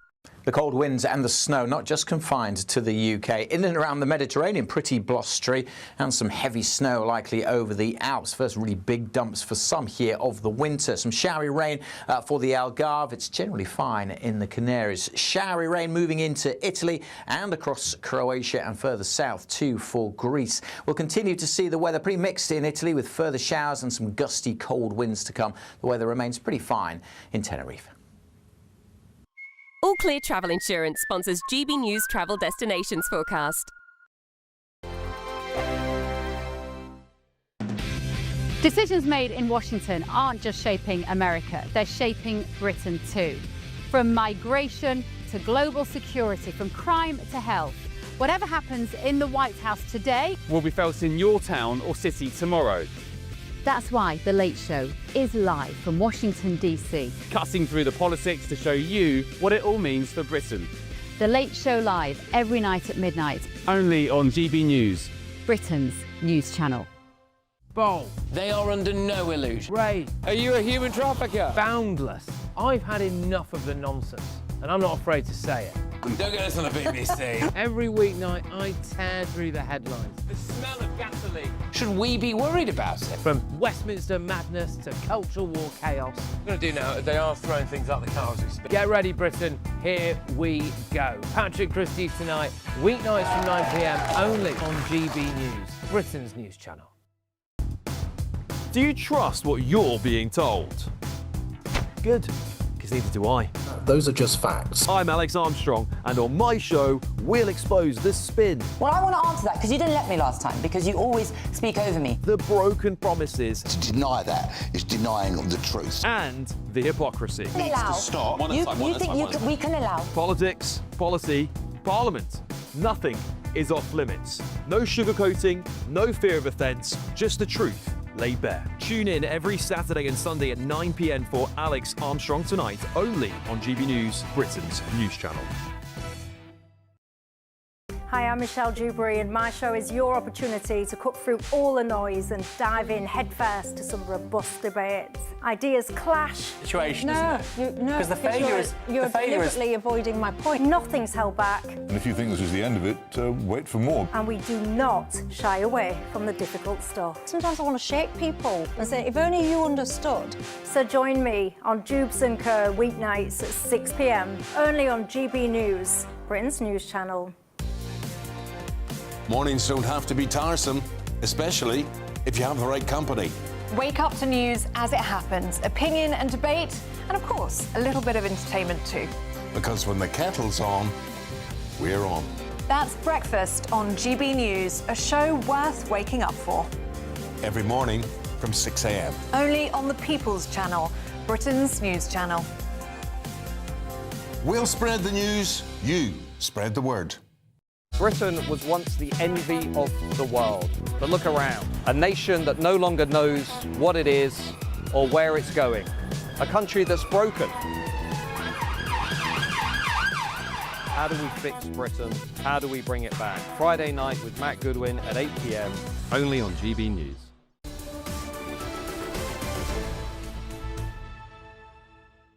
So the UK is bracing itself for heavy snow. Let's go to Anna Riley, who's there. Anna, where are you? What's the weather like? She's our news reporter in Yorkshire and Humber. Good morning, Nana and Andrew. Yes, here it's the calm before Storm Goretti. We're expecting snow of up to 12 inches or a foot and gusts of up to 90 miles an hour in terms of wind. We're here in South Yorkshire. It's going to be hit by an amber snow alert. That's not coming in till 8 o'clock tonight, though. That's for snow. We can see just on the floor here there is some frost. It's quite cold as well. It's around 1 to 2 degrees here at the moment. But with this storm, it's the first named storm of the year, triggering 2 amber weather warnings with disruption expected widely across England and Wales. The Met Office have called it a multi-hazard event, the storm bringing a combination of heavy rain, extreme strong winds and snow. Forecasters have said the most significant impacts from snow will be seen in parts of Wales and the Midlands, and also there's an amber alert as well in the south, Cornwall and the Isles of Scilly. There'll be a danger to life from large waves and debris being thrown. So that's the update. Later on today, those amber alerts coming into place and several, up to 7 yellow weather warnings as well across the rest of the UK. The storm's coming, but it's rather nice now, doesn't it? I want to see some snow, though. I want to see her holding onto trees. You know, I was expecting a bit more than that. Still ahead, we could talk about the woke recruitment drive at the Metropolitan Police, which meant 2 serial rapists got in.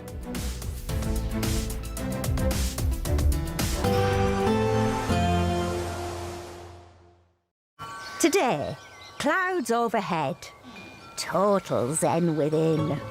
Box Solar sponsors the weather on GB News. Morning, welcome to your latest weather update from the Met Office here on GB News. Later today, Storm Goretti will arrive, bringing strong winds, particularly in the southwest of England, but also some heavy snow for parts of England and Wales. It's across Scotland and Northern Ireland where we've got the risk of snow and ice first thing. Ice warnings in place until late morning. Down to the southwest by late morning, rain will have arrived. Many places actually just dry and bright today, but with increasing cloud across the south and those winds picking up in the southwest as well. Still pretty cold out there, temperatures in single figures, but maybe turning a bit milder into the far southwest, but not just turning milder, turning wet and very windy here too. And it's as the wet weather arrives, hits the colder air, we're likely to see some snowfall, particularly this evening over South Wales, but becoming more extensive overnight. And then the winds really pick up in the far southwest of England, an amber warning in place, gusts of 70, maybe 80 miles an hour, likely to cause some disruption. Things a bit calmer further north, but still cold, so again, things likely to freeze up, the potential for ice, but the snow at least easing over northern Scotland, which has been particularly badly hit so far this year. Now, it's further south where we've got the greatest snow risk this evening, over Wales and the Midlands, and perhaps later in the night into parts of eastern England as well. Amber warning in place over central areas for many centimetres of snow, likely again to cause some disruption. And it's going to be another pretty cold night, but with the cloud and the wind, temperatures hovering around freezing in the morning, which means we could still see some snow over parts of central and eastern England during tomorrow morning. A grim day across these eastern areas, wet and cold. Further west, it's a little bit drier and a little bit brighter, but again, it's still on the chilly side wherever you are. There are a number of Met Office warnings in place, including amber warnings for snow and for wind. Please check out the Met Office website for full details to see how you could be affected. Today, clouds overhead, total zen within. Box Solar sponsors the weather on GB News. It's a brand new year and we're giving you the chance to win our biggest cash prize to date. £85,000 in tax-free cash could be yours. And we've come to the Aurora Collection Resort here in Lapland to celebrate.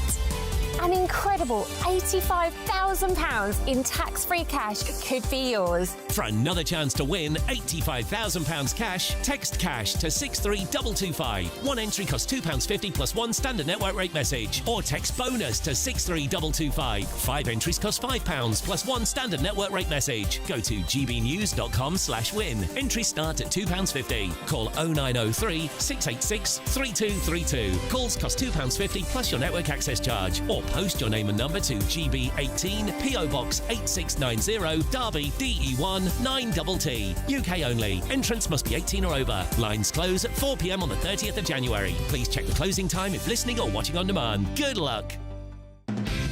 Decisions made in Washington aren't just shaping America, they're shaping Britain too. From migration to global security, from crime to health. Whatever happens in the White House today will be felt in your town or city tomorrow. That's why The Late Show is live from Washington, D.C. Cutting through the politics to show you what it all means for Britain. The Late Show live every night at midnight. Only on GB News, Britain's news channel. Exciting news. Every Friday, my Patrick Christie's Tonight Show is going to have a twist to it. We're welcoming some special guests. You. That's right, on Fridays I'm going to be doing my show in front of a live studio audience because this show is about you and what you have to say. It's going to be the same big debates, same big topics, same big opinions, but every Friday night at 9 p.m. you are invited to come on down to Patrick Christie's Tonight to be a part of the action. only on GB News, the People's Channel, Britain's news channel.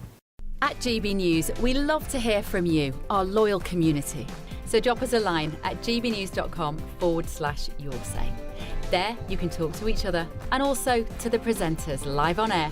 gbnews.com/yoursay, because GB News is your channel, Britain's news channel. Join me, Nana Akweer, for an informative, interactive news programme with a difference. It's fun. No, he didn't say that, Dave. I'm so surprised. I think there's an element of truth to that. Join me from 3 p.m. every weekend, only on GB News, Britain's news channel. In the GB Newsroom, we bring you the news as it happens. With our team of dedicated journalists across the UK. We're ready to keep you up to date with what's happening every half an hour, every single day. Bulletins here on GB News, the People's Channel, Britain's news channel.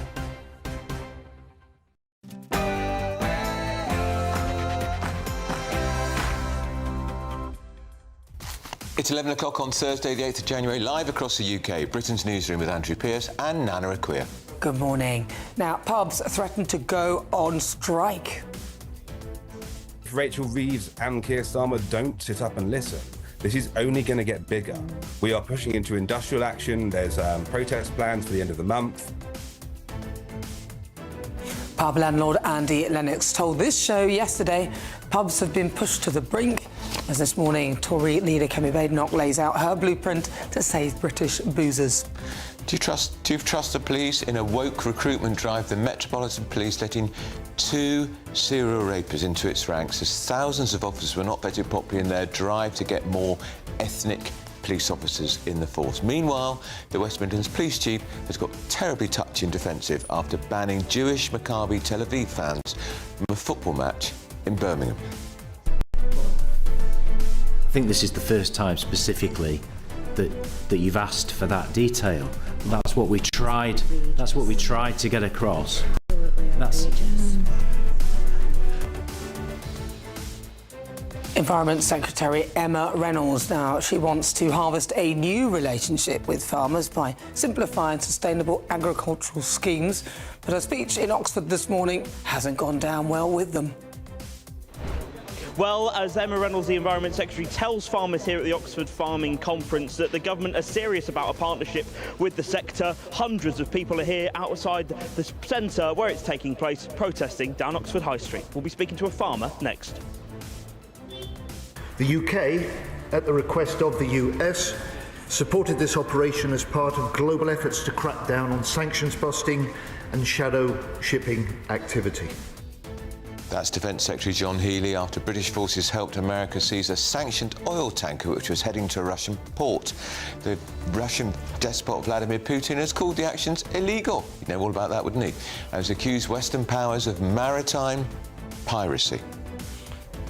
Now, you're about to see some distressing images, but breaking news out of Minneapolis overnight, where US immigration officers fatally shot a 37-year-old woman after she allegedly tried to run them over. What do you say to your victims, Hugh Edwards?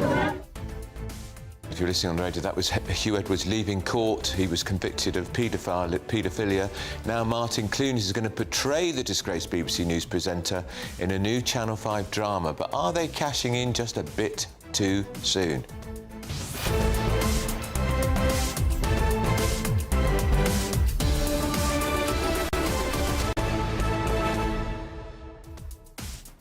I don't think that's going to wash with farmers. I know they've abandoned the latest U-turn. They're going to raise the threshold at which the inheritance tax kicks in from $1 million to $2.5 million.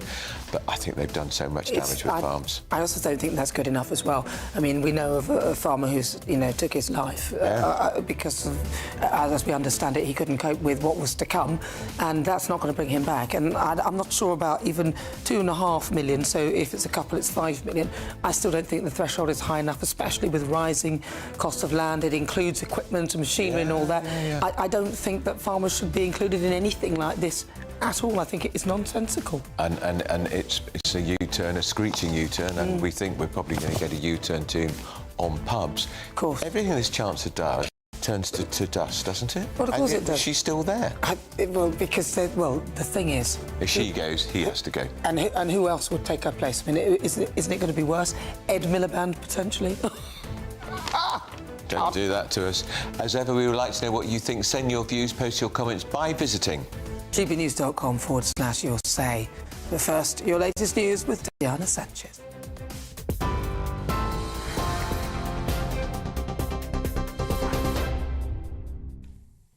Thank you. The top stories. Serial rapists David Carrick and Cliff Mitchell were among more than 130 Metropolitan Police officers and staff wrongly hired or allowed to keep working as vetting was relaxed in a recruitment drive, a review has found.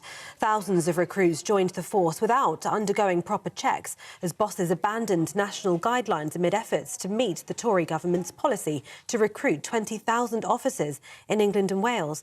The Home Secretary, Shabana Mahmood, called the failings a dereliction of the Met's duty to keep London safe, as she ordered the police inspectorate to carry out an urgent independent probe. 26-year-old Mitchell, who was given a life sentence in 2024 for attacks on 2 victims over 9 years, was initially rejected from the force because of a previous allegation of child rape. The vetting panel, aimed at reducing disproportionality towards ethnic minority groups, overturned the decision and he joined the force in August of 2020. Assistant Commissioner Rachel Williams said we are being open and transparent about past vetting and recruitment practices that led, in some cases, to unsuitable people joining the Met. We found that some historical practices did not meet the strengthened hiring and vetting standards we have today. We identified these issues ourselves and have fixed them quickly while making sure any risk to the public has been properly and effectively managed. Elsewhere, Sir Keir Starmer has set out his position on Greenland in a call with the US President Donald Trump, Downing Street says, in a call that included a discussion about the interception of the Bella 1 tanker, which involved US and UK military forces. The UK has confirmed it supported a US operation to seize a Russian-flagged oil tanker in the North Atlantic, deploying an RAF aircraft and naval assets. The vessel was believed to be transporting sanctioned Iranian oil bound for Russia. Meanwhile, the US also seized a second oil tanker in the Caribbean Sea, labelling it a stateless, sanctioned dark fleet motor tanker. Defence Secretary John Healey said the operation demonstrated the UK's commitment to upholding maritime security. A US immigration agent has fatally shot a 37-year-old woman in the city of Minneapolis, sparking a war of words as local officials rejected the Trump administration's account that it was self-defense. The Department of Homeland Security said the woman, Renee Nicole Good, was a violent rioter who tried to run over immigration and customs enforcement agents. But Minneapolis Mayor Jacob Frey said this was an agent recklessly using power, telling ICE officials to leave the city. We collectively are going to do everything possible to get to the bottom of this. We've dreaded this moment since the early stages of this ICE presence in Minneapolis. What they are doing is causing chaos and distrust. They are already trying to spin this as an action of self-defense. Having seen the video of myself, I want to tell everybody directly, that is to ICE, get out of Minneapolis. Elsewhere, farmers have gathered in Oxford today to attend the annual Oxford Farming Conference. The Environment Secretary, Emma Reynolds, is expected to set out a new era of partnership between government and farmers aimed at boosting profitability.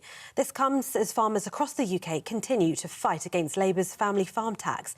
Meanwhile, French farmers launched a pre-dawn blockade of roads into Paris and several of the city's landmarks in protest against a sweeping trade deal with the European Union, hopes soon to sign with South American nations, as well as other local grievances. Furious pub owners are threatening to go on strike over what they see as crippling tax hikes that could push thousands of pubs to the brink. Some landlords say the industry is heading towards a full-scale day of industrial action early next week. Meanwhile, Kemi Badenoch has vowed to scrap business rates for thousands of British pubs as she accused the government of treating them like cash cows to milk. The Conservative leader told the Daily Telegraph her party has identified billions of pounds of savings from things like bringing down the welfare bill and reducing the size of the civil service. Labour MP for York Central, Rachel Maskell, argues that many businesses in her area will have to close down as a spike in business rates looms. This is in part due to the end of COVID-era business rates relief in April, announced by Chancellor Rachel Reeves in the November budget, having previously been scaled back from 75% to 40%. Shadow Chancellor Mel Stride spoke to GB News this morning.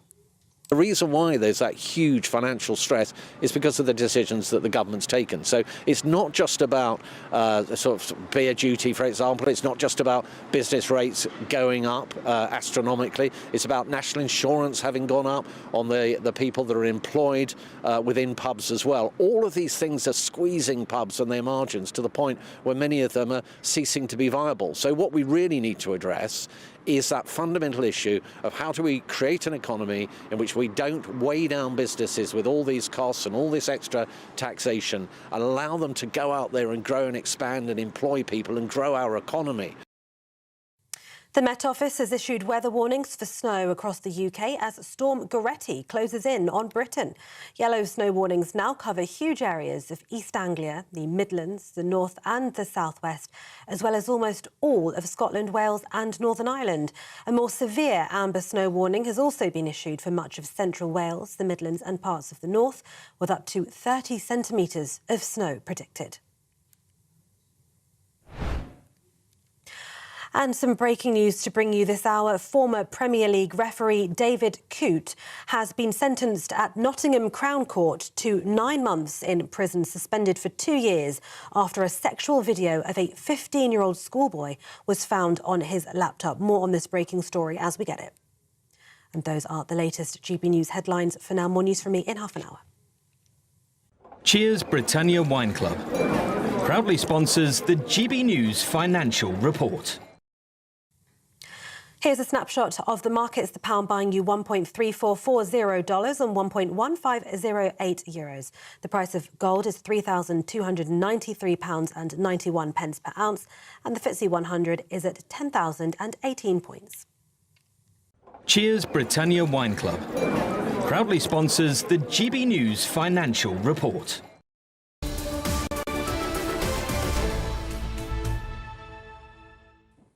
Hello, good morning and welcome. This is Britain's Newsroom. We're live across the United Kingdom on GB News. Andrew Pearce and me, Nana Acquia. Well, let's get straight into this extraordinary story that thousands of officers in the Metropolitan Police were not properly vetted during a major recruitment drive because they were so desperate to get more black and ethnic officers. Let's talk to the Danny Shaw, who is the former advisor to well, he's a police and crime commentator. Danny, look, we understand why the Metropolitan Police is keen to recruit more ethnic officers.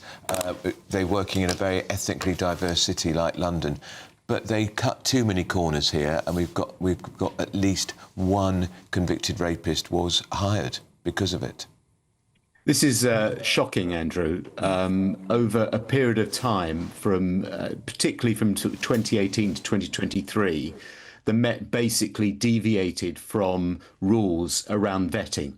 So what they didn't do, which they should have done, was carry out checks on people's history in terms of Ministry of Defence databases. They didn't carry out some national security checks. They didn't look up people's references in about 17,000 cases. They didn't check people's references or made only partial checks on people's references.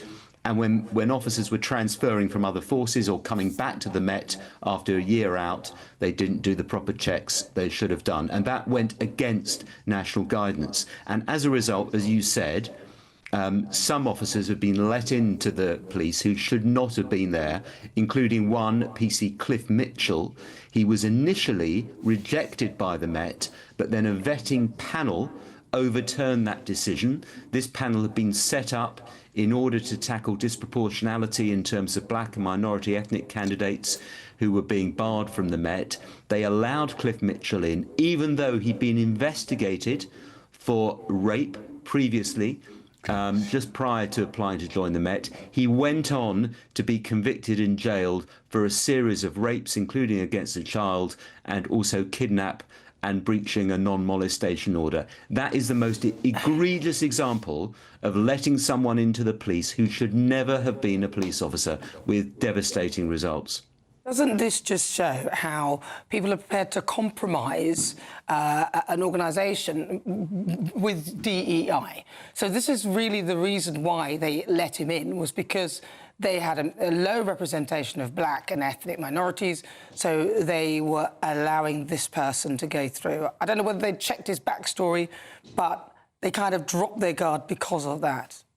Yeah, that's absolutely right, Nan. They dropped their guard with this guy. He shouldn't have been in. I mean, you would not let someone into the police force if they'd been investigated for a rape just prior to applying. I mean, it just that just beggars belief, but they let this guy in. In many of the other cases, there was pressure to hit recruitment targets. Boris Johnson wanted to recruit an extra 20,000 police officers nationally to make up for the shortfall in the officers that have been cut since the Conservatives came in. And that meant that a lot of police forces were under pressure to recruit very quickly within 3 years. The Met had a target of 4,500 officers to recruit, and they cut corners in the recruitment to meet those targets. So that was a driver, as well as trying to create a more diverse workforce. And also they were under pressure to tackle violent crime, which is understandable. But letting in about 1,200 or so officers, we don't have the exact numbers, who should not have been allowed into the police, was a terrible blunder. And I do have to ask, what did the Mayor of London at the time, certainly from 2016 onwards, Sadiq Khan, did he know about this? Did he authorise it? Was he aware that the Met was cutting corners in terms of recruitment and vetting? That is a key question which we should know. And also, did the Home Secretary know? Because the Home Secretary and the Mayor of London jointly oversee the running of Scotland Yard. Danny, it's a very good question to put to the Mayor of London, but I have to tell you, despite many invitations, he's never been on this programme. But Danny Shaw, you've raised some very, very interesting points. That's the former Labour advisor, Danny Shaw. It is shocking. It is shocking, but I would have liked him to address more the DEI aspect of it, because I get it, they let thousands of people in who shouldn't have, but why they dropped their guard on this case was DEI, and that cannot be, we cannot be operating like that. That can't work. Rape, all the offences that guy committed. Yeah. And he was a police officer, wearing the Metropolitan Police uniform. Because they were so desperate, so PC, we've got to get more black and ethnic officers. Instead of just employing people on merit. What we would like. Which is what we'd really like. Yeah. Now, we have to read this statement from the Met. This is from Assistant Commissioner Rachel Williams, who said, "We found that some historical practices did not meet the strengthened hiring and vetting standards we have today. We identified these issues ourselves and have fixed them quickly, while making sure any risk to the public has been properly and effectively managed." And you know what's missing from that statement? The word sorry. The word regret. Appalling. They should be grovelling. And also DEI, I think people really need to look into that, because it doesn't even work in my favour, because people go, oh, you're only there because you're black, and that is not the truth. I'm good. You are. Now, farmers have been gathering in protest in Oxford today outside a farming conference addressed by the Environment Secretary, Emma Reynolds. Protests were led by the Berkshire Farmers Group, who say that the government's revised 2.5 million threshold doesn't go far enough for family farms. Let's talk to GBNews national reporter Jack Garson. Jack, there was a massive U-turn announced just before Christmas on this threshold for national insurance, going up from 1 million to 2.5 million and 5 million for couples. Emma Reynolds is there today holding out an olive branch. Have they given her the olive branch back, these farmers? Well, judging by the fact that the protest that was taking place outside when she was doing that speech was just constant horns from all of these tractors you can see behind me, I'm not sure that endorsement has been quite ringing, but you can see all the way up, here we are on Oxford High Street, outside where this conference is taking place. You can see all the way down, almost as far as the eye can see, the tractors that have come out here again to protest against the government, against their decisions. Some of the signs on these tractors saying no farms, no food. In fact, we've also got a coffin that's been placed and rested on the entrance to the conference here, and on that front of that coffin it says "Rest in peace, British agriculture." But you're right, the Environment Secretary Emma Reynolds did make a big point about the changes that have been coming to inheritance tax. She said in her speech to farmers today that since starting this role, she's listened to farmers and said, "You told me that the threshold was too low." They say we've listened and are making changes, and as you were rightly mentioning, Andrew, it means that people can now pass on £5 million worth if they are a couple. But let's get some more reaction from somebody who's come out here to protest today. Christopher Marchman, thank you for joining us. You're out here protesting outside the conference. Why have you come here today? We've come here today to show our anger at the Labour policy, because at the end of the day it should abolish the death tax for all, not just for us, and the limit they've put on is still not good enough. It should be gone completely, because it's not fair that when you have a bereavement in your family, you then go and lose your business because your farm is your shop floor at the end of the day, and taking land away to pay a tax is just egregious. It's terrible. So £2.5 million, but £5 million for a couple. For you, that still isn't enough? Unfortunately, I'm single, so it's only £2.5 million. My farm is still in there and get caught in the inheritance tax. It's completely wrong. Labour haven't listened to us at all. They've listened to one lobbying group, which is the NFU. The NFU only speak for 1 in 7 of us at the end of the day, and the rest of us that are now caught up in it, it's horrendous. We've had people committing suicide, hence the coffin here today, which we took to the Labour Party conference. None of them would even speak to us when we went to the conference. They walked by with their heads down low, because at the end of the day, they're trying to enact a policy on us which is more than just a tax. They're trying to reduce agriculture by 30% in the country. This was passed by the Conservative Party. The Labour Party have added another 10% onto that. They're getting rid of dairies. Dairies are closing at a massive rate, and it's just terrible what's happening to our industry. Now, Emma Reynolds was quite clear to praise farmers in her speech as well. Do you think that there is some trust coming back from the farmers to the government, or is it too little too late? No trust at all, I'm afraid. What they did a year ago absolutely crucified our industry, and we are now fighting for our survival. You can see by how many people have turned up here again today. If there's farmers protesting, their policy's wrong at the end of the day. I don't see why they don't understand that. All right, thank you so much, Christopher, for joining us here, who's been protesting outside the Oxford Farming Conference today. Thank you very much, Jack Carson. Really good to talk to you. Yeah, I don't blame the farmers. £2.5 million, that's not enough if you think about the land, the equipment and everything else like that. He's single. I mean, a tractor. There is the equipment alone runs to millions. Of course. On a farm, a small farm. They're fiddling while Rome's burning. They think they've got away with it. They haven't. No, they haven't. And they've lost the rural vote. And Labour won so many seats in the countryside at the 2025 election. They won't hold them. I don't think. It's not good enough. It's not good enough. Farmers shouldn't. I don't believe there should be a limit for farmers at all. If they're growing crops for our survival as a nation and feeding us, then we need British them. produce. Exactly. We don't want to buy foreign stuff. Now it's time for the Great British Giveaway. You could be on for £85,000. That's £7,000 a month extra to spend, tax-free every month. Hayley Sparks has all the details. It's a brand new year and we're giving you the chance to win our biggest cash prize to date. £85,000 in tax-free cash to make your new year the best yet. And we've come to the Aurora Collection Resort here in Lapland to celebrate. Imagine what the coming year could look like for you with a whopping £85,000 in the bank. You can have the complete Lapland experience all in one place by visiting the Northern Lights Village. Or just safe in the knowledge that this year is on us. An incredible £85,000 in tax-free cash could be yours. For another chance to win £85,000 cash, text cash to 63225. One entry costs £2.50 plus one standard network rate message. Or text bonus to 63225. 5 entries cost £5 plus one standard network rate message. Go to gbnews.com/win. Entries start at £2.50. Call 0903 686 3232. Calls cost £2.50 plus your network access charge. Or post your name and number to GB18 PO Box 8690 Derby DE1 9TT. UK only. Entrance must be 18 or over. Lines close at 4 p.m. on the 30th of January. The winner may be contacted live on GB News, week commencing the 9th of February 2026. Please check the closing time if listening or watching on demand. Good luck.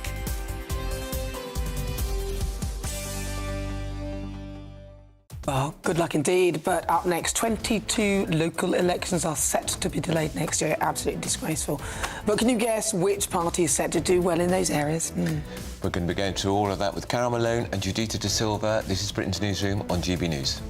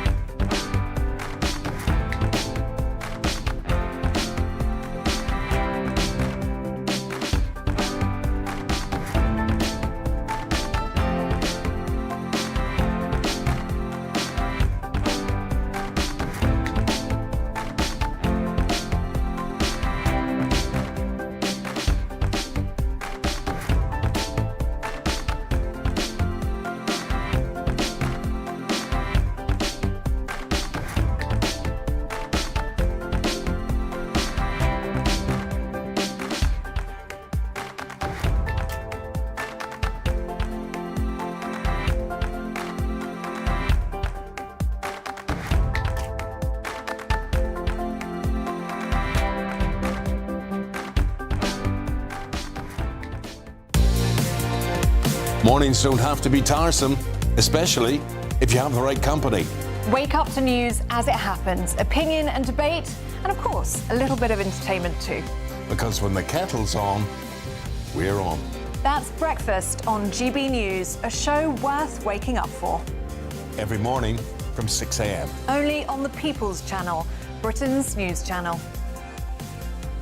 We'll spread the news, you spread the word. From the school run to the home run, watch a new show for all of Britain. He can say whatever he wants. A straight-talking show where all voices are heard. And, you know, when are we going to stop talking about smashing the gangs and actually do it? With the stories that matter from every part of our country. There's a bit of a crash landing there for your Chancellor. Bold, fearless and standing up for you. That's me, Martin Dormy, 3 p.m. till 6 p.m, weekdays, here only on GB News. The People's Channel, Britain's news channel. Westminster's full of talk, but out here, it's the real world. Am I allowed to talk now? No, that's it. This is where it matters, real people and real lives. That's what politics is all about. The fact that Trump made a good start, no. Straight answers, no spin, and just a couple of pints. How many fingers have I got up? About 10. So join me for Lee Anderson's Real World every Friday at 7 p.m, only on GB News. The People's Channel, Britain's news channel.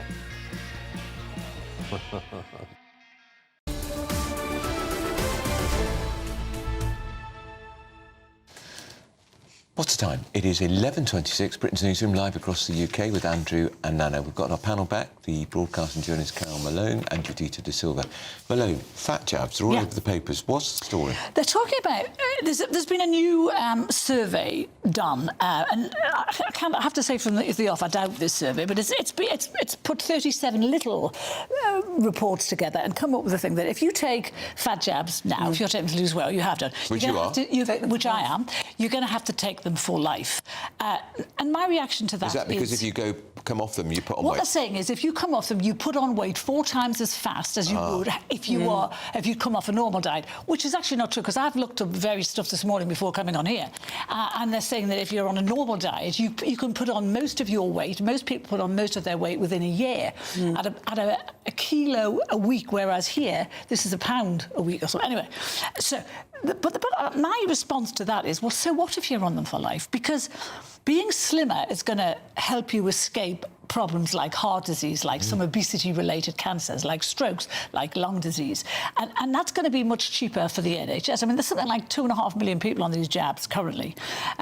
And most of them are paying for them themselves. And so that is not a burden on the NHS. And if they carry on paying for them, that is not going to be a burden. So I actually don't think it's a terrible thing. People who have conditions, and obesity is now classed as a condition, take drugs. Honestly. I know you're going to go mad at me. I just find it as though you've got no control over whether you're going to be fat and or not. I have said what you have just said all of my life. It is about will. It's about deciding what you want to do. It's about taking control of your own body. But the medical profession is now classing it as an illness, a condition. So if they are classing it as a condition, well, then give people fat jobs. If it's going to keep them out of hospital... Listen, if they're paying for it, then they should just carry on paying for it. It proves that they can afford to pay for them. And I think it's another burden off the NHS, because we fund the NHS. I've said that. It is a burden, because most people do. But also the funding as well. You're on Mounjaro. I'm on Mounjaro. And how many stone have you lost, if we can ask? Nearly 4. Wow. Nearly 4, right. Yeah, and quite quickly. My sister's on one of the fat...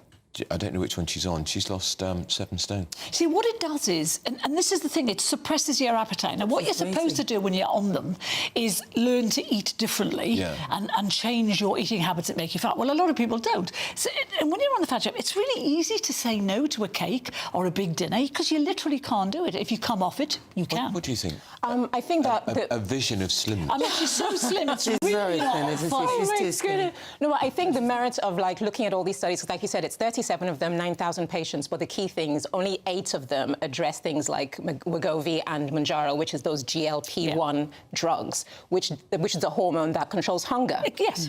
The problem is if you're not addressing the actual reason you became obese, and a lot of this, it could be emotional, psychological, it could be trauma, just bad eating habits, and you get the quick fix. You have to look at the long-term problems that could arise, but the problem is that they only have 1 year post coming off these kinds of things like Mounjaro, which is not long enough. Well, that's because not before you get true. to the NHS, they need this data. True, actually, just to put, these drugs have been available for many years for the diabetics. Yeah. So they do have an understanding of how these drugs operate. Yeah. But when they're looking at going to the NHS to treat, you put it on the NHS for the treatment of obesity, they have to have this data to know what the long-term effects will be when you come off them.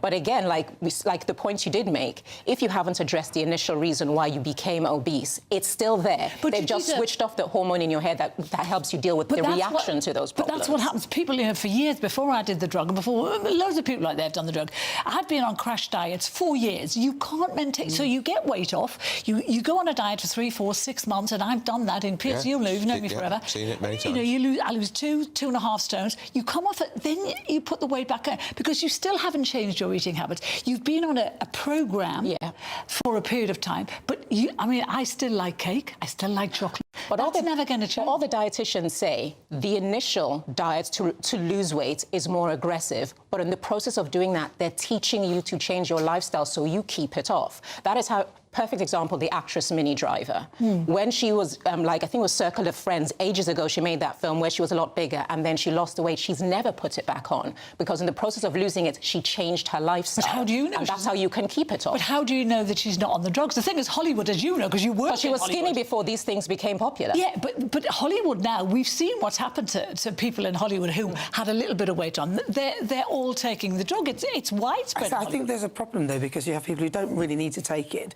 then they just take it to lose a little bit of They've weight, made it fashionable. And there's become a fashion accessory, and that can actually be quite detrimental to these people because they don't have the other contraindications of what could happen to them if they were overweight, because they're not overweight, so now they're putting themselves at risk for something that was never in their past. Let's just talk very briefly, because we've got pressure of time. 22 Labour councils, some Conservatives too, it has to be said, are going to postpone elections. They're saying it's because of reform of local government, to be created into unitary authorities. Isn't the truth due to their running scared of the reform surge? I don't know about running scared, but I do completely concede that the bone of contention for everyone from the Tories to the Lib Dems to Labour is the rise of Reform UK. And looking at what all the polls are saying and what the predictions are, that based on the rise of popularity now, any election that were to happen now, they're going to overperform. So as far as the mentality, we don't know what's going on within the halls of power and the discussions being had, but I would be inclined to believe that does play into the decision-making, that if you were to actually measure the opinion of the public right now, reform is ahead. Does it make you feel like we're living in a banana republic where we're cancelling elections for the second year running? That's what it feels No, I just believe that it's kind of chaos theory Labour just hasn't got their hands on the reins of anything, it seems like. And they're trying to kind of spin multiple plates where it's, can we just hold off making big decisions right now while we deal with this and deal with that and that? But you can't do it. It's really not that. And the Electoral Commission are really annoyed about this. They had actually said you have to have a very good reason for delaying an election. And thinking you might be beat by reform is not a good reason to delay an election. Not. And they've actually said that it has to be exceptional circumstances to delay. And some councils are saying that they're citing money. That's not an exceptional reason. You can't just thwart democracy. The people who are paying their council tax and their general taxes, they have a right to say who they vote for. Caroline, I don't know why there's not more outrage over this. But I don't understand either. Because people should be up in arms. They should be protesting about the fact. But also don't underestimate the British public are very intelligent, they're very shrewd, they're also very cynical based on the way things have played out in recent years.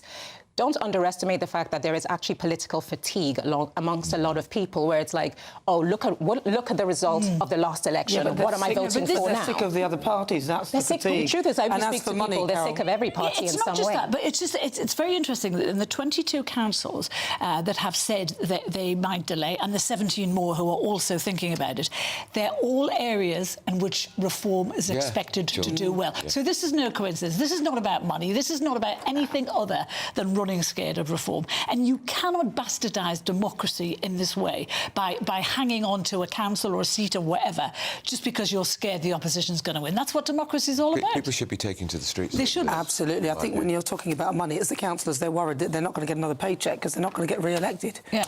Right. Well, thank you very much. Thank you, panel. We're going to get our 60-second news update, of course, with the fabulous Tatiana Sanchez.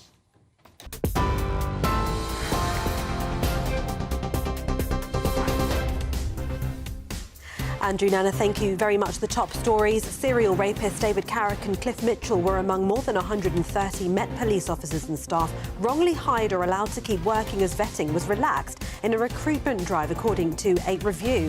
Thousands of recruits joined the force without undergoing proper checks as bosses abandoned national guidelines amid efforts to meet the Tory government's policy to recruit 20,000 officers in England and Wales.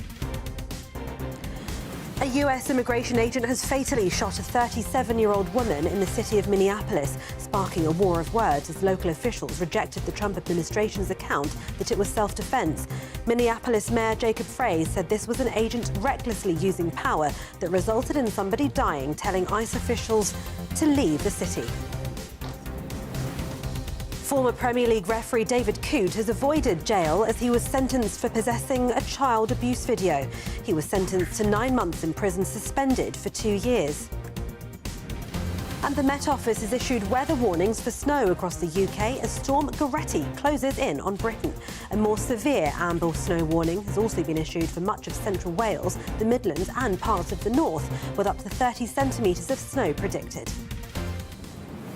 And those are the latest headlines. For now, more from me at midday. Take the GB News family with you on any device. As long as you have an internet connection, tune into GB News anywhere on the planet or beyond.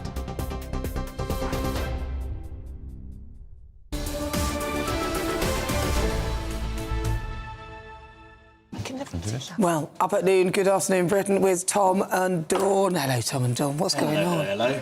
I really care about pubs. Good. I really care about pubs. It's one of the things when you visit other countries that you sort of think, hang on, what's missing? And you go to some sort of American cities and there just isn't a soul there. No. And I think the soul of so many parts of this country are those community places, that ancient tradition, that place that brings people together, the pub. And it seems like it's under relentless attack from the government. Well, the way we're going at the moment, we won't have any left by 2050. We've got one closing every single day. It is terrible. It is frightening. I can feel the U-turn coming, but it won't be enough. Well, I mean, can they afford another U-turn, though? I think they're going to have to. They have to. We will be talking about that. Obviously, we're also talking to farmers as well, as you have been doing. And talking of U-turns. And wondering why the government hate voters so much. I mean, is there anyone they actually like? They seem to go out of their way to alienate everybody. Alienated everybody, haven't they? Farmers, landlords, pensioners. Pensioners. and cancelling all these elections. Why is there not outrage over There is this? one group that the government has been prioritising above all others. Mauritians. Yes, at the expense of Chagassians. Well, yeah, quite. Interesting, isn't it? And we're also doing a great debate for you on the Hugh Edwards documentary, or the drama that's coming up on Channel 5. Is it too soon? Should we be doing this? Will you watch it? Well, I'm not going to watch it. I'm not watching it. Will you watch it? I don't want to watch a drama about a horrible, disgusting paedophile who Well, conned the public and still conning the public because he should be paying quite a lot of his wages back. Personally, I think it depends on how it's done, but we've got a debate coming up on that one as well. Two very, very strong views on it. Interested to hear both sides. Very interesting. Who have you got debating it? You don't know, Tom. Really good question. We have got the wonderful Express newspapers showbiz journalist Nigel Pawley and John Mayer, former BBC current affair. John's a very good guy. So we've got some good debate coming up. That'd be very good. All right. Oh, and Tom in a bikini. Because he's been messing around on Grok. That is not good. That's not good. All that and more at midday. Up next, farmers are protesting in Oxford. Pubs are threatening to go on strike across the country. Is anyone happening in Britain? Well, certainly not Dawn. Certainly not Tom. This is Britain's Newsroom on GB News.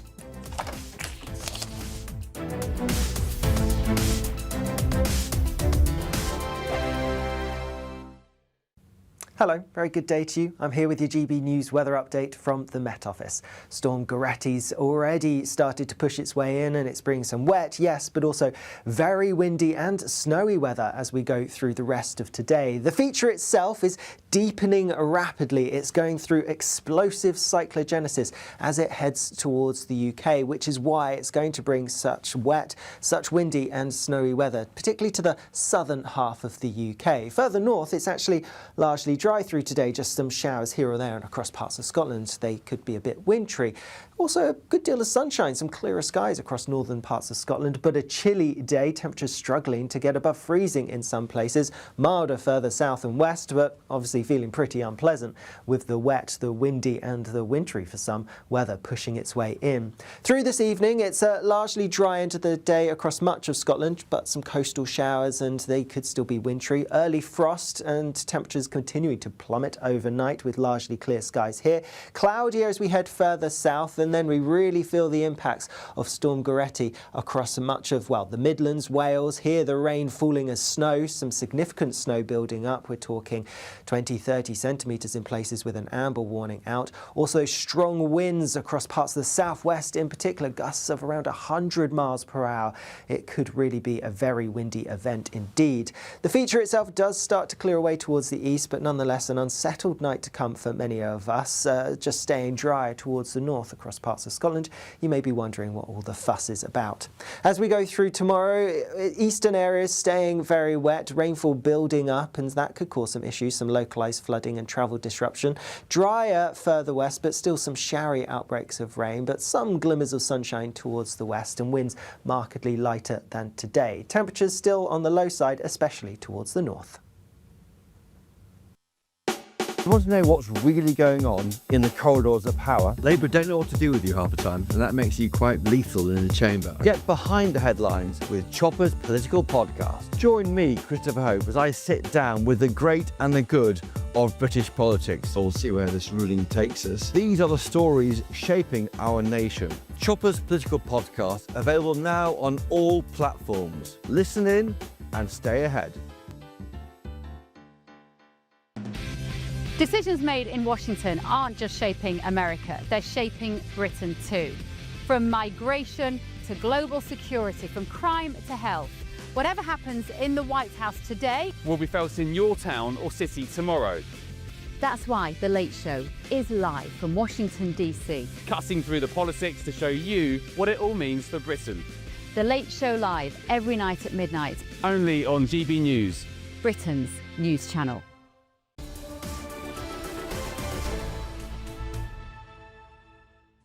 It is 11:41. This is Britain's Newsroom on GB News with Andrew and not, as it says on the autocue, Miriam Kate, sack the producer, the lovely Nana Akua. Ah, exactly. Thank you very much. Right, let's talk pubs, because outraged pub bosses are threatening strike action in protest at rising taxes announced in Rachel Reeves' latest budget. Kane McBain, not the Tory leader, she set out her own rescue plan. She's seen an opportunity here. That's why she's leader of the opposition.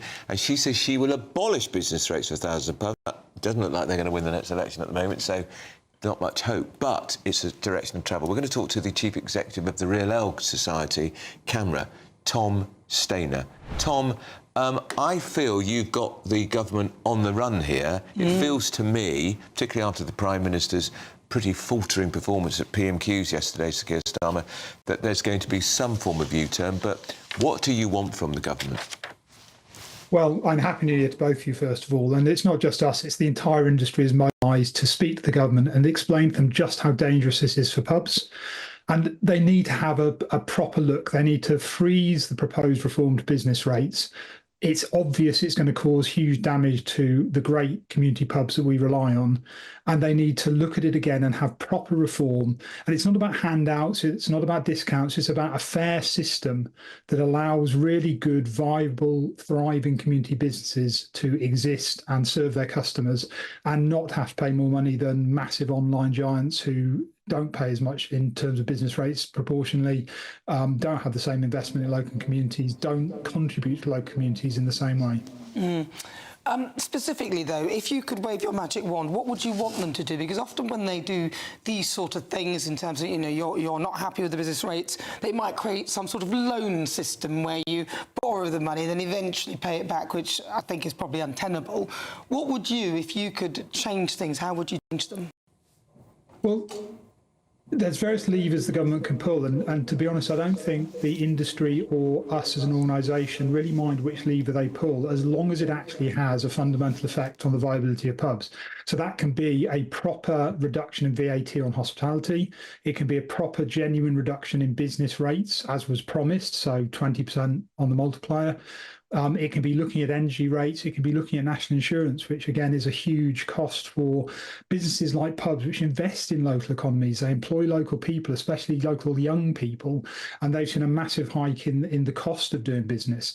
And as a consumer organisation, it's really important to us, not just for continuing to have the choice of great pubs across the country and all the community benefits and the social benefits they give, but the only way that publicans are going to be able to pay these increased rates is by raising the price of the products they sell. They don't want to do that because they know it means we're less likely to go in. The more unaffordable a great pint of British beer becomes, the less likely we're going to get off our sofa and do it.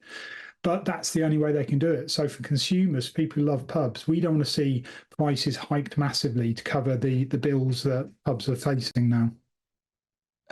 Pubs are peculiarly British. They're a great British institution, very important, particularly in rural areas and villages, and we cannot afford to lose them at the rate we're losing them, and that is before the acceleration in the business rate, which kicks in April.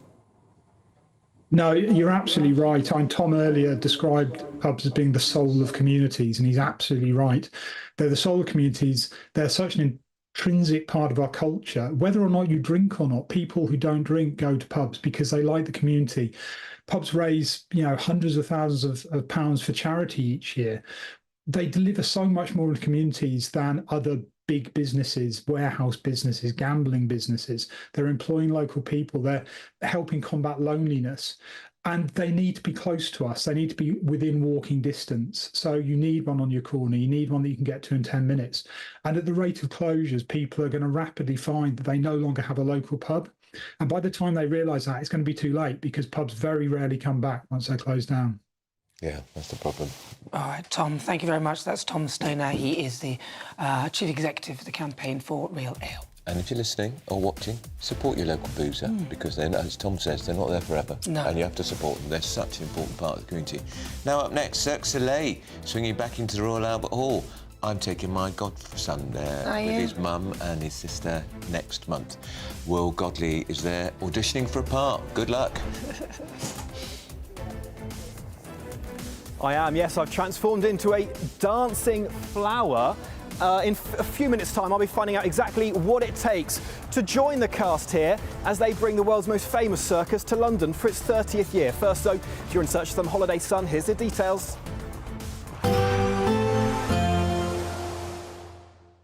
You're looking happy. Well, the forecast looks good. So you've sorted the travel insurance then? All Clear Travel Insurance sponsors GB News Travel Destinations Forecast. The cold winds and the snow not just confined to the UK. In and around the Mediterranean, pretty blustery, and some heavy snow likely over the Alps. First really big dumps for some here of the winter. Some showery rain for the Algarve. It's generally fine in the Canaries. Showery rain moving into Italy and across Croatia and further south too for Greece. We'll continue to see the weather pretty mixed in Italy with further showers and some gusty cold winds to come. The weather remains pretty fine in Tenerife. All Clear Travel Insurance sponsors GB News Travel Destinations Forecast. I'm Michelle Dewberry, this is Jubes & Co with you. Hello everyone, Patrick Christie is here. GB News, Britain's news channel. Access the stories that matter to you. Take the GB News family with you on any device. And as long as you have an internet connection, tune in to GB News anywhere on the planet or beyond. GB News, the People's Channel, Britain's news channel. No matter the state it's in, this is our nation. Join me, Jacob Rees-Mogg, for a genuine, honest discussion on where we have been, where we are going, and where we are with the people who set the direction. Tune in to State of the Nation every Monday to Thursday, 8 to 9 o'clock. Only on GB News. Bold. They are under no illusion. Ray, are you a human trafficker? Boundless. I've had enough of the nonsense, and I'm not afraid to say it. Don't get us on the BBC. Every weeknight, I tear through the headlines. The smell of gasoline. Should we be worried about it? From Westminster madness to cultural war chaos. What we're going to do now is they are throwing things out the car as we speak. Get ready, Britain. Here we go. Patrick Christie tonight, weeknights from 9 p.m, only on GB News, Britain's news channel. Do you trust what you're being told? Good, because neither do I.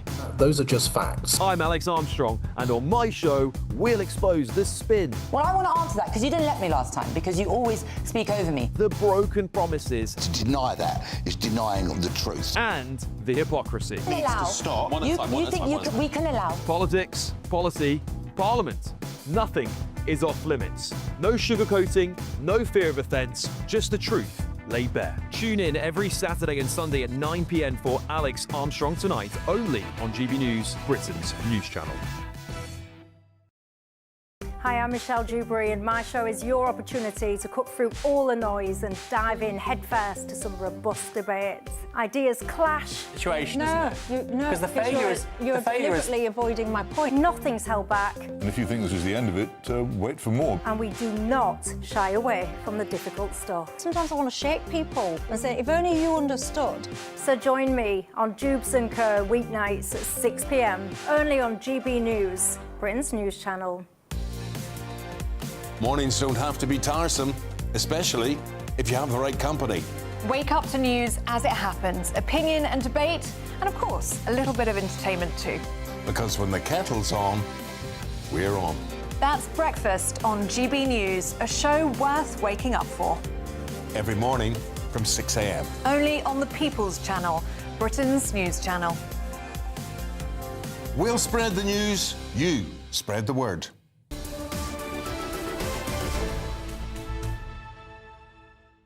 Well, I can't wait to see what Will Godley's getting up to. He's there auditioning for Cirque du Soleil. He's behind the scenes. Have you ever seen it? Never. It's an amazing show. Look, I want to see what it looks like. He's doing some dancing. Always at the Albert Hall. Can you move your legs a bit or something, I wanted to see him Will? walking on the tightrope because they do amazing acrobatics, so that's a bit of a cop-out, whatever he's doing. Will it lift your legs off the floor if you sort of jump?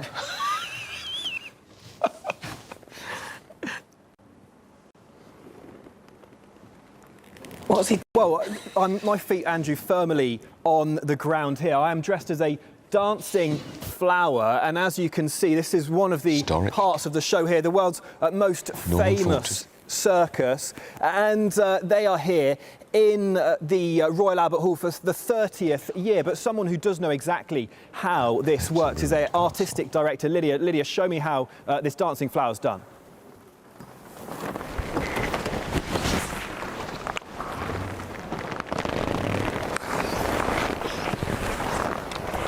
putting me to shame slightly by how she's doing this. Lydia, how do I need to improve? Because so far my moves do not seem to be cutting it in time for tomorrow's launch. I think the main thing is going to be confidence for you. So pull the flower around in front of your face. All right, I'm pulling it around. Yeah, and then snap it open. Big smiles, all the showbiz. And then drop one arm to the floor and the other arm to the floor.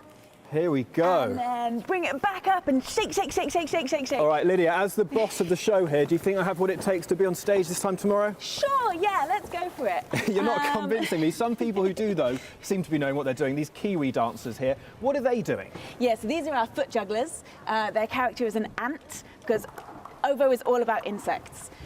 So the show is a day in the life of the bugs. This is our opening number.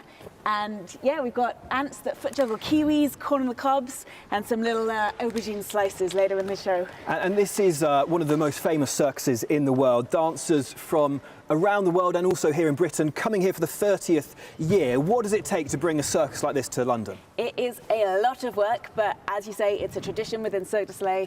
We've been coming here for 30 years. We've been planning this for over a year. There's all sorts of new elements that we've brought to the show. We've got new acts, new costumes, new music, new clown moments.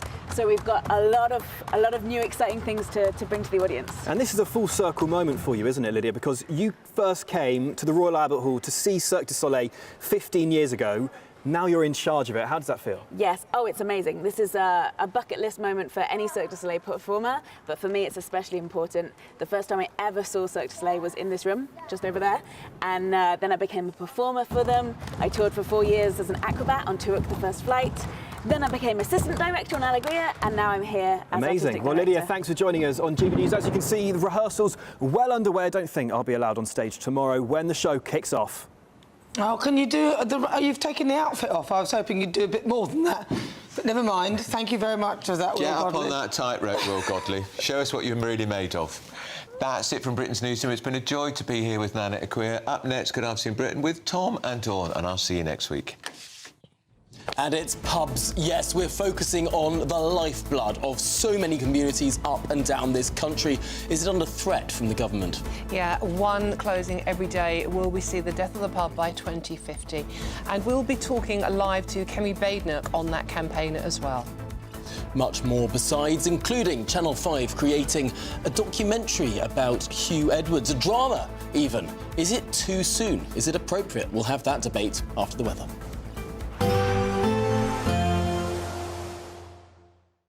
Expect warm spells with the odd rude interruption. Box Boilers sponsors the weather on GB News. Morning, welcome to your latest weather update from the Met Office here on GB News. Later today, Storm Goretti will arrive, bringing strong winds, particularly in the southwest of England, but also some heavy snow for parts of England and Wales. It's across Scotland and Northern Ireland where we've got the risk of snow and ice first thing. Ice warnings in place until late morning. Down to the southwest by late morning, rain will have arrived.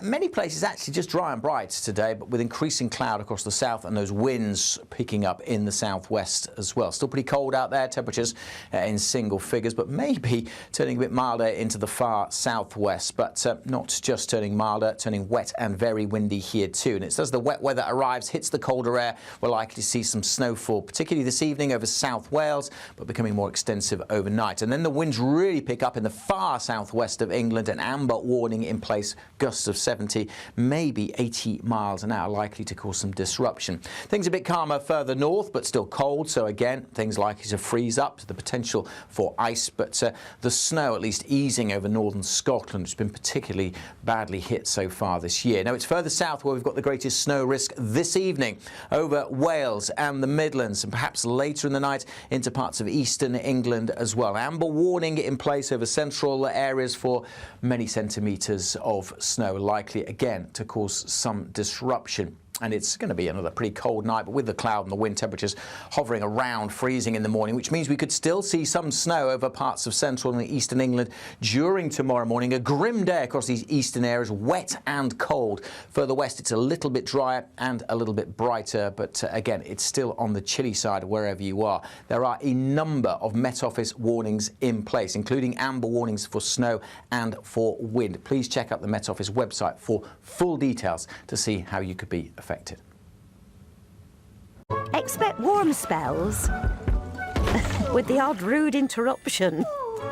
Boxed Boilers sponsors the weather on GB News.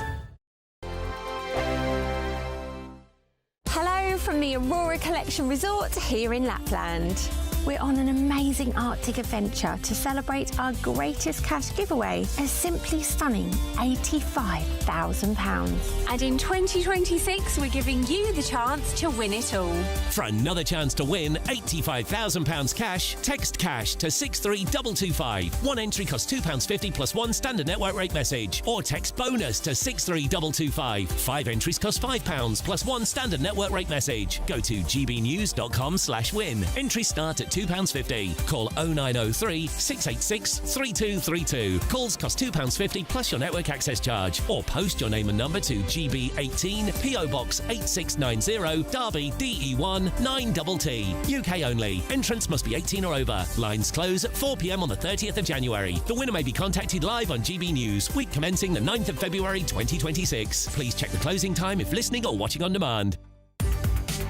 From the school run to the home run, watch a new show for all of Britain. So he can say whatever he wants. A straight talking show where all voices are heard. And, you know, when are we going to stop talking about smashing the gangs and actually do it? With the stories that matter from every part of our country. There's a bit of a crash landing there for your Chancellor. Bold, fearless and standing up for you. That's me, Martin Daubney, 3 p.m. till 6 p.m. weekdays here only on GB News. The People's Channel, Britain's news channel. Westminster's full of talk, but out here, it's the real world. Am I allowed to talk then? No, that's it. This is where it matters, real people and real lives. That's what politics is all about. The fact has Trump made a good start? No. Straight answers, no spin, and just a couple of pints. How many fingers have I got up? About 10. So join me for Lee Anderson's Real World every Friday at 7 p.m. only on GB News. The People's Channel, Britain's news channel. Britain was once the envy of the world. But look around. A nation that no longer knows what it is or where it's going. A country that's broken. How do we fix Britain? How do we bring it back? Friday night with Matt Goodwin at 8 p.m. only on GB News. No matter the state it's in, this is our nation. Join me, Jacob Rees-Mogg, for a genuine, honest discussion on where we have been, where we are going, and where we are with the people who set the direction. Tune in to State of the Nation every Monday to Thursday, 8 to 9 o'clock, only on GB News. At GB News, we love to hear from you, our loyal community. So drop us a line at gbnews.com/yoursay. There you can talk to each other and also to the presenters live on air. gbnews.com/yoursay, because GB News is your channel, Britain's news channel.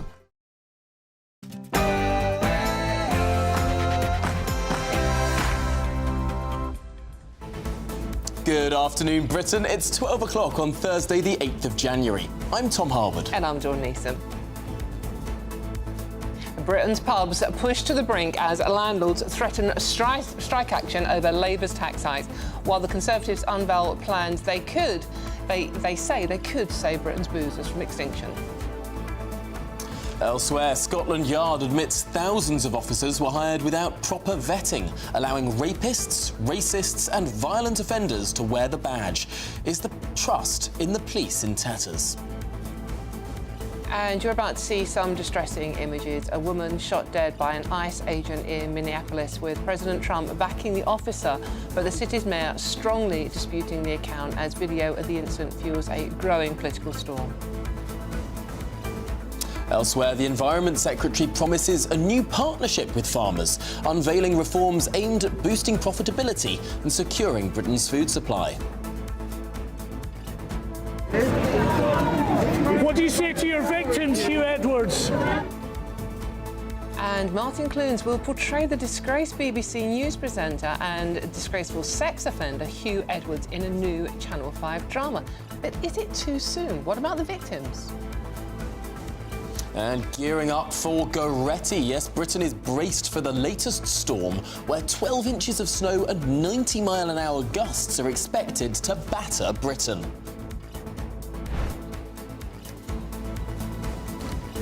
It's the calm before Storm Goretti hits Britain, with 2 amber alerts in place later today and also 7 yellow weather warnings across Britain.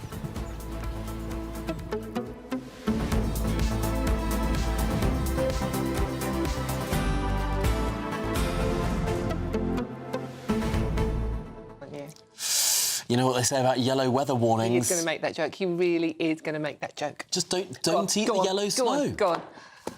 That joke is nearly as old as me, Tom Harwood. That's not very old at all. Oh, bless him. And that's only because you know that I do actually have a picture of you in a bikini that I'm going to show the lovely viewers and describe it to the listeners. Well, I have a picture of you in a Millwall shirt. Yeah, so... I know, that's worse, to be honest with you. That is really deeply because a offensive. bit later in the programme, we're going to be talking about AI-generated images. Yes, I didn't really wear the bikini and Dawn didn't really wear the Millwall shirt. It just didn't really happen. But this is what Grok can do, because that's the thingy, isn't it? That's what the app's That's called. the XAI agent of Grok. What he said. But that you can put any picture online, right, and anybody could do it to you. Take that picture and say, put this person into a bikini, or put them into a rival football shirt, or put them in any outfit you want, to be honest with you. Now, I think it's... all right, me in a football shirt is funny, but some of the images aren't so good. I mean, you know, they are, you know, younger women in bikinis and things like that. It's just not... Yeah, I mean, some of it's in good humour, some of it is clearly utterly distasteful, some of it's illegal. Yeah. But why don't we have a look at you in this football shirt, Talking of Dawn? distasteful. Do we have it yet? Well, there we go. There's the side-by-side. The fact, Tom, that you had to ask which was the real image. I did have to ask, mainly because I don't know anything about football. Well, but, there is that. You know, the real one is me in my West Ham jacket, which is older than you, and the other one is someone who put me in a Millwall top. And for people listening on radio, these images look both completely real. It's very, very hard to tell which one is AI and which one is real. But the most pernicious thing, because people have been able to Photoshop things for years and years and years, we haven't been able to trust every image for the longest time. The difference now is that anyone with any skill level can simply type in the words, put Dawn Newsroom in a Millwall shirt, and the AI will do it for them. That's the only skill you need. I mean, we're having fun with it today, and someone did do that genuinely as a joke, and Mate did that as a joke. But there is a side to it. I mean, I'm old enough and ugly enough to do whatever you want. I don't care. But young women seeing that and you know, put her in a bikini, etc., etc. Yeah, and there are some really, really nasty examples of it. The question is, though, is it the fault of the AI? Because that's a tool, it can do anything, right? Or is it the fault of the user, the individual who makes the illegal or disgraceful request? Well, let us know what you think about that one, because we are talking about that. And we're obviously talking about pubs as well, because how important are they? Could they disappear by 2050? Talking to Kemi Badenoch live about that and the campaign to save pubs, also to farmers. And why did the government